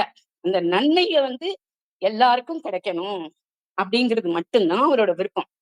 அப்படிதான் அவர் வந்து அதனால அவருக்கு வந்து பட்டபிரான்னு வச்சதோட எல்லாரும் அவரை வந்து அவரை பெருமை மிக்கவர் இல்லையா, அதனால அவரை பெரியாழ்வார் அப்படின்னு சொல்றாங்க. அப்ப அவர் வந்து எப்படின்னா மார்பமே கோவில், மாதவனே தெய்வம். என்னோட மார்புதான் வந்து கோயில், மாதவன் தான் என்னோட தெய்வம். அவனிடத்துல நான் வந்து ஒரு பூ அப்படின்னு சொல்லி வாழ்கிறாரு. அப்ப அவர் வந்து என்ன சொல்றாருன்னா பெருமையா சொல்றாரு, வைகுந்தம் அவருக்கு பிடிக்கல, பார்க்கடலும் பிடிக்கல, எனது உடல் தான் வந்து அவருக்கு வந்து பிடிச்சிருக்கு, அதனால பாம்பனையோட வந்து எனக்குள்ள பள்ளி கொண்டுட்டாரு அப்படின்னு சொல்றாரு. அப்ப எந்த அளவுக்கு தன்னைய வந்து அவரோட ஐக்கியம் ஆக்கிக்கிட்டா இப்படி அவரால் சொல்ல முடியும். இத வந்து அவங்க என்ன சொல்றாங்கன்னா, மெய் கொண்டு வந்து புகுந்து வேத பிராணர் கிடந்தார் பைக்கொண்ட பாம்பனையோடும் அப்படின்னு சொல்றாங்க. கோயில் கொண்ட கோவலன் அப்படின்னும் பாசுரத்துல சொல்றாப்ல. அப்ப இறைவனை வந்து சித்தத்துல சேர்த்து ஏக போகமாய் நீயும் நானுமாய் நானும் நீயுமாய் இறுக பற்றி கிடந்த பட்டர் பிரான் அவன். அப்ப அதனாலதான் இந்த இடத்துல வந்து யூஷுவலா வந்து அவரு வந்து காப்பவர், பெருமாள் காப்பவர். ஞானத்துல நம்ம சொன்னோம்னா அவர் காப்பவர், நம்ம வந்து காக்கப்படுபவன். ஆனா இவர் வந்து பக்தி ரொம்ப ஜாஸ்தியாகி அவர் மேல இருந்த பிரேமம் ஜாஸ்தியானதுனால என்ன சொல்லிட்டாரு, நான் தான் உன்னை பாத்துக்கணும், உனக்கு திருஷ்டியா போச்சே, என் திருஷ்டி வரக்கூடாதே, நீ நல்லா இருக்கணுமே அப்படின்னு சொல்லி தான் வந்து பல்லாண்டு பாடுறாரு. அது வந்து ஆஹ் பக்தி மார்க்கத்துல அவர் பாடுறாரு. இத வந்து தவறுன்னு சொல்ல முடியாதுன்னு சொல்லிட்டுதான் நாதமா முனிகள் வந்து திருப்பல்லாண்டோட தோரண வாயிலா இந்த பாட்டை வந்து வச்சிருக்கிறார். சோ இதுதான் இதுல வந்து நம்ம சொல்ல வேண்டியது. ஞான நிலையில வந்து காப்பவன் காக்கப்படுபவன். காப்பவன் யாரு? கடவுள். காக்கப்படுபவன் யாரு? பக்தன். அப்ப இதையே பக்தி நிலையில மாறுனா, பக்தி நிலையில கேக்குதா? ஹலோ, சொல்லுங்க. கேக்குறது கேக்குறது சொல்லுங்க. சோ அவர் வந்து சர்வ ரட்சகங்கிறத இவர் மறந்துட்டாரு. மறந்துட்டு அவர்கிட்ட உள்ள பிரேமையால வந்து இவர் வந்து பல்லாண்டு வந்து பாடிட்டாரு. பிரேம நிலையில வந்து காக்கவன் காப்பவன் காக்கப்படுபவன்கிறதுல வந்து தடுமாற்ற நிலை. ஒரு மங்களத்தை மட்டும்தான் விரும்பினாரு. அதனால மங்களாசாசனம், அதனால அவர் பாடினதுனால அதை மங்களாசாசனம்னு சொல்லி சொல்றாங்க. இவர் அந்த மாதிரி அப்புறம் 461 பாடல் பாசுரம் பாடியிருக்காரு இல்லையா? மொத்தம் 2 பிரபந்தம் அவரோடது. 1 பல்லாண்டு 12 பாட்டு, 461 பாட்டு வந்து கிருஷ்ணனை பத்தி. தாய் உணர்வுக்கு மேல, தாய் அன்புக்கு மேல சிறந்த அன்பு எதுன்னு நம்ம வந்து ஒப்பிட்டே சொல்ல முடியாது. குழந்தைய குளிப்பாட்டுறதுல இருந்து, அவருக்கு நாக்கு வலிச்சு விடுறதுல இருந்து, அதுவும் சும்மா வலிக்கலையும், சுமஞ்சல் வச்சு நாக்க வலிக்கிறாராம். இப்ப நாக்க வலிச்சு பார்க்கும்போது அந்த உலகத்தையே பாக்குறாங்களாம். இப்ப பக்கத்துல இருக்கிறவங்க எல்லாரையும் காட்டி கூட்டி பாரு, அவரோட வாயில உலகமே தெரியுதுன்னு. அப்ப எந்த அளவுக்கு வந்து அவர் யசோதையா தன்னை நினைச்சுக்கிட்டா இந்த அளவுக்கு அவரால் சொல்ல முடியும். அவருக்கு பூச்சோடுறதும், அவருக்கு தொட்டில் ஆட்டுறதும், அங்க இருக்கிற ஆளுகளுக்கு எல்லாம் குழந்தை பிறந்ததை சொல்றதும், அவ்வளோ ஒவ்வொரு பாடல்லையும் வந்து அவர் வந்து தன்னைய வந்து தாயாதான் நினைச்சிருக்கிறார். நினைச்சு அவர் பாடுறாரு. நான் கூட ஒரு 10 வருஷத்துக்கு முன்னால ஒரு குழந்தை பியூட்டி பார்லர்ல ஒரு பில் ப்ராசஸிங் வெயிட் பண்ணையில ஒரு குழந்தை வந்துச்சு. ஒரு 6 மாத பிள்ளை. அது வந்து எனக்கு அது அழகா குண்டா இருந்துச்சு. சரி, நல்லா சிறப்பா இருந்துச்சு. ஒரு ஸ்மைல் பண்ணேன், அதுவும் ஸ்மைல் பண்ணிச்சு. நான் கையாட்டினேன், அதுவும் கையாட்டுச்சு. அவ்வளவுதான். ஜஸ்ட் ஒரு 1 minute தான். நான் வந்து வெளியேறினா அது வந்து கூப்பிடுதுங்க, அங்கன்னு கூப்பிட்டு கையை அசைக்குது. பட் நம்ம வந்து அடுத்தவங்க குழந்தை இல்ல, கையில கொடுன்னு கேட்டேன். நானும் அவ தரமாட்டேன்ட்டா. சரின்னு வெளியில வந்துட்டேன். அந்த பிள்ளை வீல்னு கத்துச்சு. அப்புறம் நான் வெளியில வந்தோன்னு, டைம் ஆயிடுச்சு, சாரி. சோ பக்தி நிலையில வந்து அவரோட அந்த 461 பாட்டை வந்து பிள்ளை தமிழ்னு சொல்லி இத வந்து இலக்கியத்திலையும் அவரோட பங்கு வந்து சிறப்பா இருந்துச்சுன்னு சொல்லி இத்துடன் என்னது உரையை முடித்துக் கொள்கிறேன். நன்றி, வணக்கம். ஞானம், பிரியம் இது 2 சேர்ந்தா பக்தின்னு சொன்னீங்க. விசாலாட்சியும் 10 நிமிஷமும் சேர்ந்தா இன்ட்ரெஸ்டிங் ஸ்பீச்னு நாங்க பார்த்திருக்கோம். Thank you Visalakshi ma'am. அடுத்து ராமானுஜரை பற்றி பேச ராணி ராஜேந்திரனை அழைக்கிறேன். குரு பிரம்மா, குரு விஷ்ணு, குரு தேவ மகேஸ்வர, குரு சாஸ்தாத் பரபிரம்ம தஸ்மை ஸ்ரீ குரவே நமக. குருமாமி உள்ளிட்ட நம் ஆழ்வார் நம்மர்கள் நண்பர்கள் குழு அனைவருக்கும் பாதார விந்தங்களில் வணக்கத்தை செலுத்துகிறேன். நான் ஸ்ரீ ராமானுஜர் பற்றி பேச வந்துள்ளேன். ராமானுஜர் ஆதிசேஷனின் வடிவமானவர். ஆதிசேஷனின் நாக்குகளையும் தலைகளையும் எண்ணி பார்க்க முடியாதது போல ஸ்ரீ ராமானுஜர் இயற்றிய பாஷ்யம் மற்றும் பல பாசுரங்களை படித்து பார்த்து கூறுவதென்பது சிட்டுக்குருவி தலையில் பனங்காயை வைத்தது போலாகும். ராமானுஜர் சமயத்தில் புரட்சி செய்த மகானுபாவர் ஆவார். அவரை எனக்கு மிகவும் பிடிக்கும். அதனாலேயே அவரை பற்றி கூறுவதென்பது மிகுந்த கடினம் என்று அறிந்தும் கடலில் மூழ்கி முத்தெடுப்பது போல எனக்கு தெரிந்தவற்றையும் படித்தவற்றையும் கேட்டவற்றையும் வைத்து அவரின் வரலாற்றுடன் தொடர்புடைய சில நிகழ்வுகளை தாய்மை பண்புகளாகிய அன்பு, கருணை, இரக்கம், நிர்வாகம் போன்றவற்றுடன் இணைத்து கூற வந்துள்ளேன். தோன்றி புகழோடு தோன்றுக, அத்திலா தோன்றலின் தோன்றாமை நன்றி என்ற வள்ளுவரின் வாக்கிற்கிணங்க ஸ்ரீபெரும்புதூரில் கேசவ சோமயாஜி மற்றும் காந்திமதி தம்பதியருக்கு பலகால தவமிருந்ததன் பயனாக மகனாக அவதரித்தவர் ஸ்ரீ ராமானுஜர். அவருக்கு யதிராஜர் என்ற பெயரும் உண்டு. யதி என்றால் துறவி, ராசர் என்றால் தலைமை பண்புடையவர். ஒரு தாய் தன் குடும்பத்தை ஏற்றும் தலைமை பண்பை அறிந்தது போல அவருக்கு அந்த பெயர் அமைந்தது என்று நான் நினைக்கிறேன். மேலும் அவரை கௌரவப்படுத்துவது போல ஸ்ரீபெரும்புதூர் ஆதிகேச பெருமாள் கோவில் தாயாருக்கும் யதிராசவல்லி தாயார் என்று அவரின் பெயர் அமைந்துள்ளது. மேலும் அவரின் தாண்டி பன்மை விளக்கும் விதமாக ஒரு முறை ராமானுஜர் சோழ மன்னனின் கோபத்திலிருந்து தன்னை காத்துக்கொள்ள கர்நாடகா மாநிலத்தில் மாண்டியா மாவட்டத்தில் மேலக்கோட்டை நாராயணபுரம் என்ற ஊரில் 12 ஆண்டுகள் தங்கி பகவானின் கைங்கரியங்கள் செய்து வந்தார். பிறகு அவர் அங்கிருந்து கிளம்பும் போது குழந்தைகள் தாயை விட்டு பிரிவது போல அவரின் சீடர்கள் வருந்தவும் அவரோட சிற்பியை கொண்டு தன்னை போலவே ஒரு சிலை செய்து தனது தெய்வீக சக்திகளை அதில் பாய்ச்சி நான் தாயாகி என்றும் அன்புடன் உங்களுடனே இருக்கிறேன் என்று ஆறுதல் கூறினார். அந்த சிலை இன்றும் மேலக்கோட்டை சமருகந்த திருமேனி என்று அழைக்கப்படுகிறது. மேலும் ஒரு தாய் மேலும் இவர் யமுனாச்சாரியின் 5 சீடர்களில் ஒருவரான திருக்கோஷ்டி நம்பியிடம் 18 ஆண்டுகள் ஸ்ரீரங்கத்திலிருந்து திருக்கோஷ்டிற்கு நடந்தே சென்று முக்தியடை மந்திரத்தை கட்டார். அதை திருக்கோட்டை நம்பி யாரிடமும் சொல்லக்கூடாது என்று கூறியும் ஒரு தாய் தான் கஷ்டப்பட்டாலும் பரவாயில்லை தன் குழந்தைகள் நன்றாக இருக்க வேண்டும் என்று நினைப்பது போல உடனே அவர் அக்கோவிலின் மதில் மேல் ஏறி ஏழை எளியவர் உயர்ந்தவர் தாழ்ந்தவர் என்று இல்லாமல் அனைவரையும் அழைத்து அந்த 8 எழுத்து மந்திரத்தை உறக்க சொன்னார். அதற்கு குருவாகிய திருக்கோஷ்டி நம்பி ரகசிய மந்திரத்தை நீ அனைவருக்கு சொன்னதாலும் குருவை மாத்தையை நீ மதிக்காததாலும் நீ நரகம் புக நேரிடும் என்றார். அதற்கு அவர் நான் ஒருவன் நரகம் புக நேரிட்டாலும் பரவாயில்லை அனைவருக்கும் முக்தி கிடைப்பது என் பாக்கியமே என்றார். இதை கேட்ட மகிழ்ந்த குரு திருக்கோஷ்டி நம்பி அரங்கனின் கருணையை விட இவரின் கருணை மிஞ்சிவிடக் கண்டு இவரே எம்பெருமானார் என்று மகிழ்ச்சியில் ஆலிங்கனம் செய்து கொண்டார். மேலும் ராமானுஜரின் தாய்மை பண்பை விளக்கும் விதமாக இவரை திருவாய்மொழியின் செவிலித்தாய் என்றும் போற்றப்படுகிறார். இவர் பிறந்த ஸ்ரீபெரும்புதூரிலும் இவரது சீடர்களாகிய குழந்தைகள் தன் குருவின் சிலையை நிறுவ ஒரு தாய் தன் குழந்தைக்கு தனது அன்பை வெளிப்படுத்துவது போல அவர் அச்சிலையை தானே வந்து அணைத்து அதில் தன் சக்தியை பாய்ச்சினார். என்றும் உங்களுடனே இருப்பேன் என்றார். இச்சிலை தானுகண்ட திருமேனி என்ற பெயருடன் இன்றும் இக்கோவிலில் விளங்குகிறது. அடுத்ததாக ராமானுஜர் ஆண்டாள் பின்பு வந்தவர். ஆயினும் ஆண்டாள் பாடல்களில் என்றால் அவருக்கு மிகவும் பிடிக்கும். ஆண்டாள் நாச்சியார் தனது குலதெய்வ கோயிலான திருமாலிருஞ்சோலை அழகருக்கு தான் நினைத்த வண்ணம் கண்ணனே மணவாளனாக அடைந்தார். 100 தட அக்கால வடிசல் படைப்பதாக வாக்களித்து அதை திருமணத்திற்கு பின் மறந்துவிட்டார். ஆண்டாள் நாச்சியார் மறந்துவிட்டார். அதை ஒரு தாயின் மனதோடும் கருணையோடும் ராமானுஜர் சகோதரனாக நடத்தி வைத்தார்.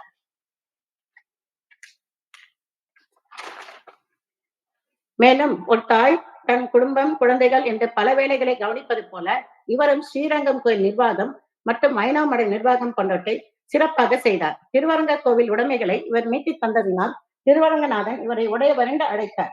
ஒரு தாய் தன் குழந்தைகளை நல்லவன் கெட்டவன் சிறியவன் பெரியவன் என்ற பாகுபாடு இல்லாமல் பாராட்டி சீராட்டுவது போல இவர் சாதி மதம் பாராமல் அனைவரும் தமிழ் பாசனங்கள் ஓதவும் மத சின்னங்களை அணியவும் இடமளித்தார். பல ஆன்மீக பிடிப்புள்ள இல்லத்தாரை மடத்தலைவராக நியமித்தார். ஒருமுறை இறைவனின் துணிமணிகளை துவைத்துக் கொடுத்த சலவை தொழிலாளி வந்தபோது அவர் ராமானுஜர் அவர் தாழ்ந்த குலம் என்றும் பாராட்டாமல் அவர் சன்னதியின் உள்ளே அழைத்து சென்று இறைவா பாரும் உன் வஸ்திரங்களை எவ்வளவு அருமையாக துவைத்துக் கொண்டு வந்திருக்கிறார் பாரும் என்று கூறினார். இங்கு நான் மற்றொன்றையும் கூற விரும்புகிறேன். ராமானுஜரின் தாய்க்கு ராமானுஜர் பிரசவிக்கும் போது மருத்துவர் வர நேரமானதால் ராமானுஜரின் தாய் முன்பு ஒரு முறை தாழ்ந்த குல பெண்ணிற்கு செய்த உதவியின் காரணமாக அப்பெண் பிரசவம் பார்த்தாள். தாய் எப்படி தன் குழந்தைகளிடம் பாரபட்சம் காட்டுவதில்லையோ அது போல ராமானுஜர் ஒவ்வொருவரிடம் முக்கியமாக தாழ்த்தப்பட்ட மக்களிடையே இரக்கம் கருணை பரிவு முதலிய நற்குணங்களை சொன்னதோடு அவர்களை திருப்பலத்தார் என்றும் அழைத்தார். மற்றொரு நிகழ்ச்சி. ஒரு நாள் ராமானுஜன் தனது சேரன் மடத்தின் ஒரு அறையில் திடீரென நம்மாழ்வாரின் பாசுரத்தை அறையர் சேவை போல அபிநயம் பிடித்துக் கொண்டிருந்தார். அவரை கதவுக்கு வெளியே நின்றிருந்த அவரின் சீடர் திருக்குறுகை பிள்ளான் சடக்கென்று ராமானுஜர் என்ன நினைத்து அபிநயம் பிடித்தாரோ அந்த பாசுரத்தை வெளியிருந்து உறக்க கூறினார். இதனால் இவர் ராமானுஜர் என் செல்வமே என்று கட்டி அணைத்துக் கொண்டார். ராமானுஜர் சன்னியாசி. ஆனால் திருக்குறுகை பிள்ளை பிரான் ராமானுஜரின் ஞானபுத்திரன் என்ற பெயரை பெற்றார். மற்றும் தனக்கு பிறகு ராமானுஜர் தான் தன் சீடர் என்ற யமுனாச்சாரியாரின் சீடராகிய பெரிய நம்பிகளின் அழைப்பை ஏற்று அவரை பார்க்க சென்ற போது அவரின் உடலை உயிர் பிறந்த நிலையில் தான் பார்க்க நேர்ந்தது. ஆனால் அவரின் 3 உடல்கள் மடியாத நிலையில் இருந்தன. அதற்கு 3 பிரமாணங்களை ராமானுஜர் சொல்லி அதை நிறைவேற்றியும் வைத்தார். முதலில் விசிஷ்டா வைத்த பிரம்மசூத்திரத்திற்கு விசிஷ்டா வைத்தத்தை நிலைநாட்ட பாஷ்யம் என்ற உரையை முடித்தார். விஷ்ணு புராணம் இயற்றிய பராசரர் மற்றும் பாகவதம் இயற்றிய வேதவியாசர் இவர்களின் புகழுக்கு வழிகொள்ளும் விதமாக தனது சீடனாகிய கூரத்தாழ்வன் பிள்ளைகளுக்கு இவர்களின் பெயரை வைத்தார். வேதத்தை தமிழில் பாசுரங்களாக என்ற நம்மாழ்வாரின் பெயர் என்று மூங்கி உலகளாக தன் சீடன் திருக்குறுகை பிரான் மூலம் திருவாய்மொழிக்கு உரை பிடித்தார். ஒரு தாயின் பரிவோடு குருவின் மிக்க சிறந்த சீடராகி ராமானுஜன் இதை அனைத்தையும் நிறைவேற்றினார். மற்றும் ஒரு நிகழ்ச்சி. இவரின் தாய்மை பண்பை விளக்கும் விதமாக மற்றும் ஒரு நிகழ்ச்சி. ஒரு முறை கோவிலில் ஒரு பிரசாதம் விநியோகித்துக் கொண்டிருந்த போது ஒருவன் மிகவும் தகராறு செய்து கொண்டிருந்தான். அவரை ராமானுஜர் ஏன் இவ்வாறு செய்கிறார் என்று கேட்டதற்கு எனக்கு நிறைந்த குழந்தைகள் இருக்கிறார்கள், பிரசாதம் நிறைய வாங்கி கொண்டு போனால்தான் என் குடும்பம் பசியாரும் என்றான். அதுக்கு ராமானுஜர் நீ கோவிலில் திருப்பணி ஏதேனும் செய்தாயா, கோவிலை சுத்தப்படுத்தினாயா, ஏதேனும் ஒரு நல்லது செய்துவிட்டு கேள் என்றார். அவன் அதற்கு, எனக்கு விஷ்ணு சகஸ்ரநாமம் தெரியும் என்றும் முதல் பாட்டிலேயே பூத பாவனக என்று திக்கினான். அதற்கு அவர், இப்பாடலை சொல்லிக் கொண்டே இரு, உனக்கு நாராயணன் படியளப்பார் என்று தாயின் பதிவுடன் கூறினார். இது நடந்து ஒரு மாதங்களுக்கு பிறகு கோவில் நிர்வாகிகள் ராமானுஜரிடம் வந்து கோவில் பிரசாதத்தில் ஒரு பகுதி தினமும் காணாமல் போகிறதென்றும் அந்த தகராறு செய்தவனும் கோவிலுக்கு வரவில்லை என்றும் கூறினார். ராமானுஜரை ஆளை அனுப்பி விசாரித்ததில், அவர் உங்களில் ஒருவர் தான் எனக்கு தினமும் பிரசாதம் தருகிறார், நாங்கள் முன்பை விட நன்றாக இருக்கிறோம் என்று கூறினார். அரங்கனே வந்து அவனை காப்பாற்றிய தன்னை ராமானுஜர் மிகவும் சந்தோஷம் அடைந்தார்.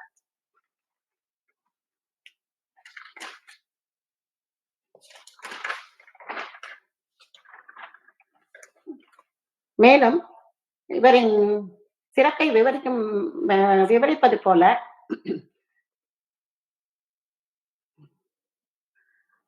நாத்திகரான முன்னாள் முதலமைச்சர் கருணாநிதி அவர்கள் ராமானுஜரின் தொலைக்காட்சி தொடருக்கு வசனம் எழுதினார். கடைசியாக ஒவ்வொரு வைணவ கோவிலிலும் உள்ள ராமானுஜரின் கைதூக்கிய சிலை இந்து சமய உலகத்தில் எந்த பிரிவாக இருந்தாலும் ஆண்டவனை தொழும்போது கடவுள் அனந்த கல்யாண குணங்களை பெற்றவர், அடியேன் ஒரு சின்னஞ்சிறு துளியிலும் துளி என்ற அடிப்படை மனப்பான்மை வேண்டும் என்பதே ராமானுஜர் நமக்கு இட்டு சென்ற அழியாத முத்திரையாகும். எனக்கு தெரிஞ்சது இவ்வளவுதான். இதுல ஏதாவது தவறுகள் என்றால் மன்னிக்கவும். முடிஞ்சா நான் ராமானுஜர் வாழி பாடலான்னு இருக்கேன். பாடலாங்களா?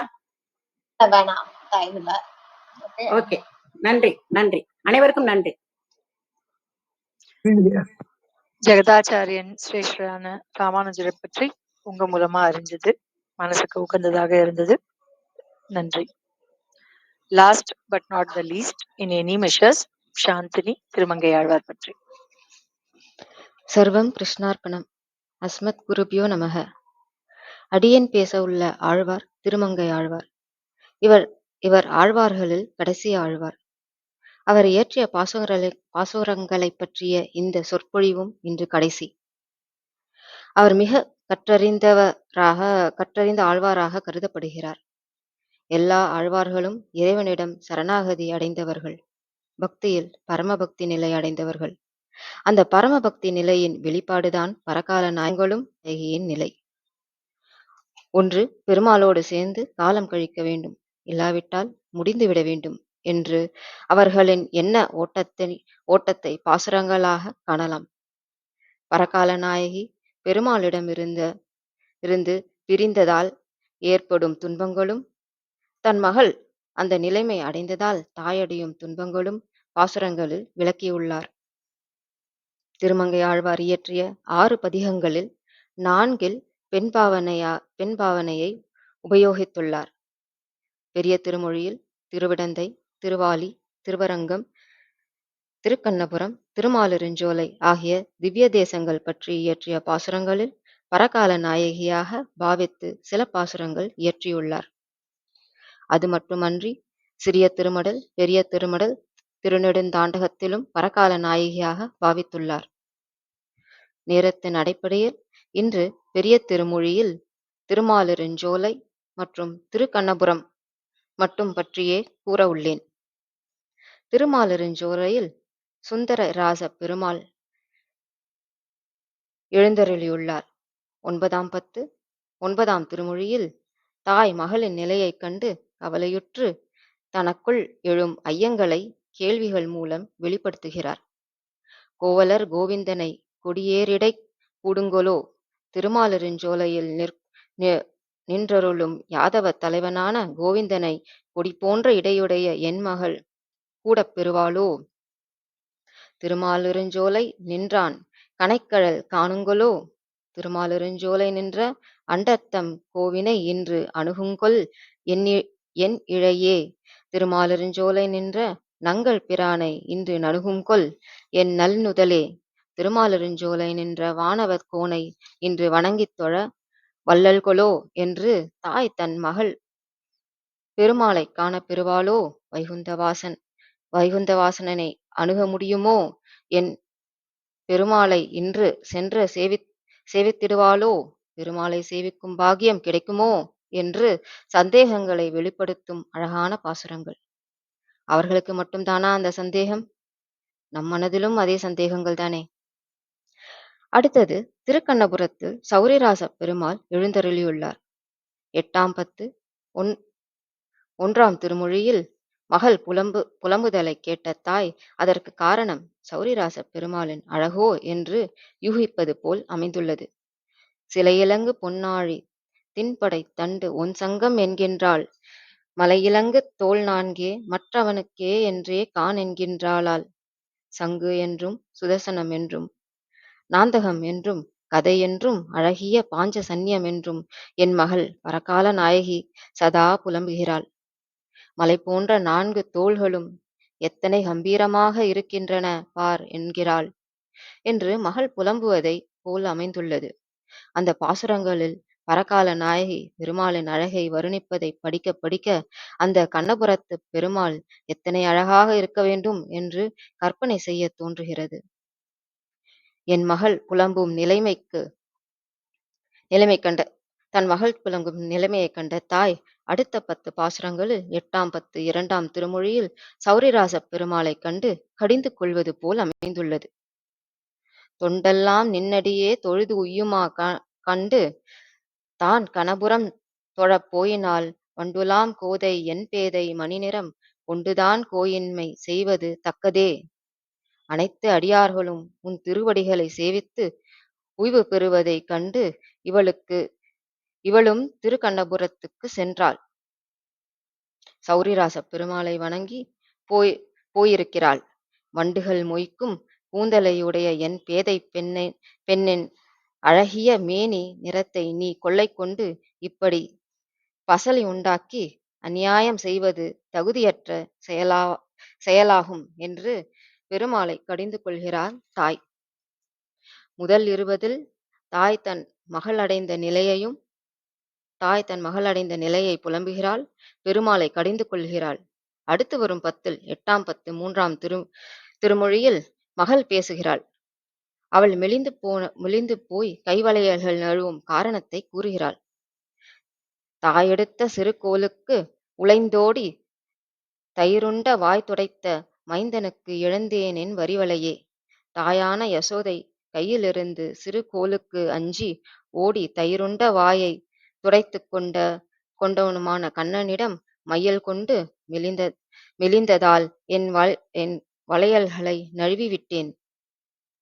முதல் 30 தாய் தன் மகள் அடைந்த நிலையை புலம்புகிறாள், பெருமாளை கடிந்து கொள்கிறாள், மகள் மெலிந்து போன காரணத்தை கூறுகிறாள். அடுத்து வரும் 10 8ஆம் 10 4ஆம் திருமொழியில் பரகால நாயகி தன் நிலைமையை பெருமாளின் துழாய் மாலையில் மொய்க்கும் தும்பியிடம் தன் மோகத்தை தீர்க்குமாறு கேட்கிறாள். இறுதியாக அடுத்த 10 8ஆம் 10 5ஆம் திருமொழியில் பெருமாளை பிரிந்து இருக்கும் ஒவ்வொரு வினாடியுமே கொடுமையாக இருப்பது போல் உணர்கிறாள். எரியும் வெங்கதிர் துயிரென்றது பாவியேன் இணை நெடுங்கண் துயிலா கரிய நாழிகை ஊழியின் பெரியன கழியுமாறு அறியேனே. கொளுத்தும் கிரணங்களை உடைய கதிரவனும் அஸ்தமித்தான், பாவியான எனது இரு பரந்த விழிகளும் தூங்கவில்லை. பிரளய காலத்தை விட நீண்டதான இரவு பொழுதை எப்படிதான் கழிக்கப் போகிறேனோ தெரியவில்லை என்று தோழியிடம் புலம்புவது போல் அமைந்துள்ளது. இவ்வாறாக பெரிய திருமொழியில் மிக அழகாக திருமங்கை ஆழ்வார் அவர் உணர்ச்சிகளை வெளிப்படுத்தியுள்ளார். இறைவனை பற்றிய இந்த தேடல் நமக்கு இன்று அருமையான அனுபவத்தை அடைய உதவியாக இருந்தது.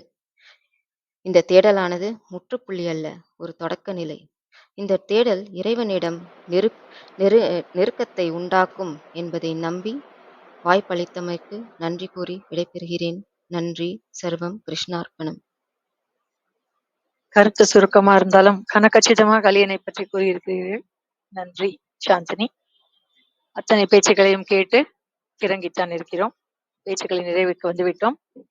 இப்போது ஸ்பெஷல் கெஸ்டான ரேவதி பிரகாஷ் அவர்களை ஓரிரு வார்த்தைகள் கூற அழைக்கிறேன். ஆழ்வார் பெரும்பெருமான் ஆற்றல் திருந்திகளே தரணும். இங்கு வந்த அனைத்து தோழியர் தோழரணன் அனைவர் திருவடிகளுக்கும் பல்லாண்டு. ரொம்ப அருமையா இருக்கு. நான் முதல் செஷன்லயும் ஜாயின் பண்ணேன். அவ்வளவு அருமையாக விளக்கம் அளித்தார். இப்ப வந்து சந்தை கத்துக்கணும்னு வச்சுக்கோங்க, வெறும் சந்தை மட்டும் சொல்லிட்டு அப்படியே போறதும் உண்டு. ஆனா உஷா மேடம் அவங்க கிட்ட கத்துட்டது இவ்வளவு விளக்கங்கள் இவ்வளவு இதும் போது ரொம்ப ஆச்சரியமாகவும் இதுவாகவும் இருக்கு. இந்த ஆழ்வார்கள் வாழி அருளச்செல் வாழின்னு இந்த நம்ம அருளினவர் வந்து நாதமுனிகள்.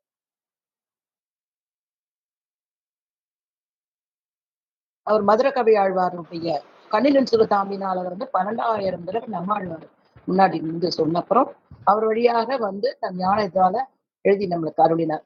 அவருடைய ஓரான் வழி தமிழ்னு சொல்லும்போது தமிழை இப்பதான் நாங்க தான் வளர்த்தோம் கிடையாது. அந்த சங்க காலத்திலேயே ஆழ்வார்கள் அவ்வளவு அழகாக தமிழ்ல நம்ம நாராயணன் பத்தி கண்ணனை பக்கம் மூச்சுப்படி பிரகாரம் நாராயணன் ஒருவரே பரம புருஷர். நம்ம அனைத்து ஜீவாத்மாக்களும் அவருக்கு ஸ்ரீகளாக தான் இருக்கிறோம். அதே இதை வச்சிருந்தா ஆழ்வார்கள் நாயிகா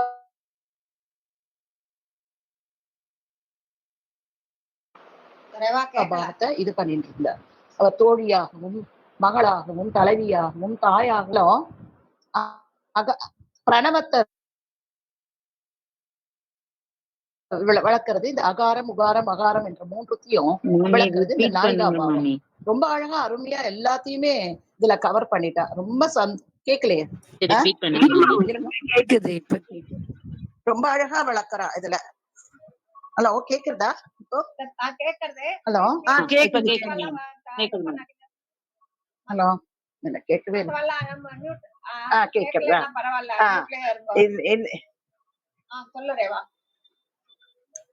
நாராயணன் ஒருவரே நம்மளுக்கு புருஷன், அதற்கு மற்ற அனைவரும் ஸ்ரீகள். இதை வச்சிருந்தா நாயிகா பாவமும் ஆழ்வார்கள் பாடியிருக்கிறார். இந்த பிரணவத்தை வளர்க்கறது தான் இந்த நாயிகா பாவம். அகாரம் உகாரம் மகாரம் என்றது பொறுத்தவரைய தோழியாகவும் தலைவியாகவும் மகளாகவும் தாயாகவும் இதை பண்ணிட்டு இருக்கா. முதல் செஷன் கேட்டேன் நானு, ரொம்ப அழகா அருமையா இருந்தார். அதுல இருக்க இல்லாத விஷயங்கள் தான் 2வது செஷன்ல நீங்க அழகாக விளக்கிறீங்க. இந்த மாலை பொழுதுல இந்த இரவு பொழுதுலையும் வந்து இந்த நிகழ்ச்சியில கலந்து கொண்டு வாய்ப்பளித்த அனைவருக்கும் நன்றி. ஆழ்வார் எம்பெருமான ஆச்சாரியன் ஜீயர் திருவடிகளே. ஹலோ அடுத்து தேங்க்யூ மாமி. அடுத்து வித்யாகுமார் அவர்கள் ஒரு வார்த்தைகள் கூறுமாறு அழைக்கிறேன். மாமிக்கும் மற்றும் அனைவருக்கும் என் பணிவான நமஸ்காரங்கள். இங்க பேசின ஒவ்வொருத்தரும் ரொம்ப சிறப்பா இருந்தது. எனக்கு ஒரே இடத்துல எல்லார பத்தியும் நாயிகா பாவத்தை பத்தி கேட்கறதுக்கு எனக்கு ரொம்ப சந்தோஷமா இருந்தது. என்ன ஞாபகம் வச்சுட்டு மாமி என்னை கூப்பிட்டு என்ன இது பண்ணதுக்கு ரொம்ப ரொம்ப சந்தோஷம். தேங்க்யூ மாமி. இதுல ஒரே ஒரு கொஸ்டின் என்ன, ஏன் வந்து நாயிகா பாவத்துல பாடினா அப்படின்றது பாடினா எல்லாரும் பாடியிருக்கா, நம்ம எல்லாம் பேசணும். ஏன் பாடியிருக்கா அப்படின்ற ஒரு கேள்வி வரும்போது, என்னதான் வந்து நம்ம எல்லாருமே வந்து பெருமாள் தான் பரமாத்மா தான் நாயகன், நம்ம எல்லாம் ஆண் பெண் எல்லாரும் நாயிகா தான். ஆனாலும் என்னதான் நாயிகாவா இருந்தாலும் நாயிகா பாவத்துல நம்ம இருந்தாலும் அந்த ஆண் தன்மையை வச்சுண்டு அவளால அந்த அந்த பாவத்தை பாட முடியாது. அதனால்தான் பெண் தன்மையை ஏறிட்டு நாயிகா பாவத்தை கொண்டு வந்து ஆழ்வார்கள்லாம் பாடியிருக்கா அப்படின்றதுதான் கருத்துங்க.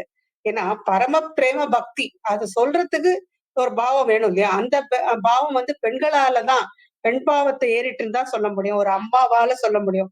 என்னதான் இருந்தாலும் நம்ம யோசிச்சே பார்த்தா கூட ஒரு அம்மா குழந்தைய கொண்டாடுறது எப்படி, அப்பா அவளுக்கு அன்பு இல்லைன்னு சொல்லல, சொல்ற மாதிரி ஞானத்துல சிறந்தவாளா இருப்பாவா, அறிவுன்றது அப்பாவா இருக்கும், ஆண் தன்மையா இருக்கும். ஆனா பக்தி பிரேமம் இதெல்லாம் வந்து கண்டிப்பா பெண்களுக்கு நிறைய இருக்கும். அதனால அந்த பக்தியை சொல்றதுக்காக தான் எல்லாருமே நாயிகா பாவத்துல இந்த பாட்டுகள் எல்லாம் பாடியிருக்கா அப்படின்றதுதான் இந்த விஷயம். சோ இங்க பேசுன ஒவ்வொருத்தரும் ரொம்ப நல்லா பேசுறீங்க, எல்லா பாயிண்ட்ஸும் எடுத்து. எனக்கு ஒரே சமயத்துல இத்தனை பேரும் பேசி கேட்கறதுக்கு ரொம்ப சந்தோஷமா இருக்கு. இந்த இதுல குரூப்ல நான் ஏற்கனவே இந்த குரூப்ல நான் இருந்தேன். மாமி நிறைய இந்த மாதிரி நிறைய விஷயங்கள்லாம் இது பண்ணி நம்மளெல்லாம் வந்து வெளியில கொண்டுருவா. எனக்கு எதுவுமே தெரியாது அப்பெல்லாம், நிறைய பேச வச்சு நிறைய பாயிண்ட்ஸ் எல்லாம் எடுத்து பண்ண நம்மளுக்கே நிறைய விஷயம் தெரியும். சோ நான் இதுல எடுத்ததுனால எனக்கு ரொம்ப சந்தோஷம். நீங்க எல்லாம் பேசுறதை கேட்டேன், ஒவ்வொருத்தரும் முத்தா பேசுறேன். எனக்கு எல்லாத்தையோட மாமி அனிதா மாமி ஒரு கொஸ்டின் கேட்டா பாருங்க, ரொம்ப பிடிச்சிருந்தது. ராமகிருஷ்ணர் கேள்வி இப்பதான் நான் புதுசா கேள்விப்படுறேன். உண்மையாவே எங்கேயோ தவம் செஞ்சுட்டு சாப்பாடு இல்லாம பெருமாளை சேவிக்கிற அவர் உயர்ந்தவரா, இல்ல கோபி கோச்சுட்டு எங்க மனசுலயே கிருஷ்ணர் வேண்டான்னு சொல்ற அந்த கோபிகை பெரியவளான்னு ஒரு கேள்வி கேட்டார். அது ரொம்ப நல்லா இருந்தது. பக்தினா அது அது அந்த கோபிகைகளோட பக்தி தான். அது என்ன அந்த பாவமும் இது நாயிக்காண்டி. ஆனா ஆண்டாளுக்கு கவலை இல்ல, அவ ஆண்டாளா இருக்கிறதுனால அவ தன்னோட நாயகனை பத்தி நிறைய பாட்டுகள் எழுதியிருப்பா. சோ சிறப்பா இருந்தது. எல்லாரும் ரொம்ப நல்லா பேசுறேன். ரொம்ப நன்றி எனக்கு ஒரு சான்ஸ் கொடுத்து எல்லாத்தையும் கேட்க வச்சதுக்கு. மாமிக்கு நான் நமஸ்காரங்கள். எல்லாருக்கும் நமஸ்காரம். தேங்க்ஸ்.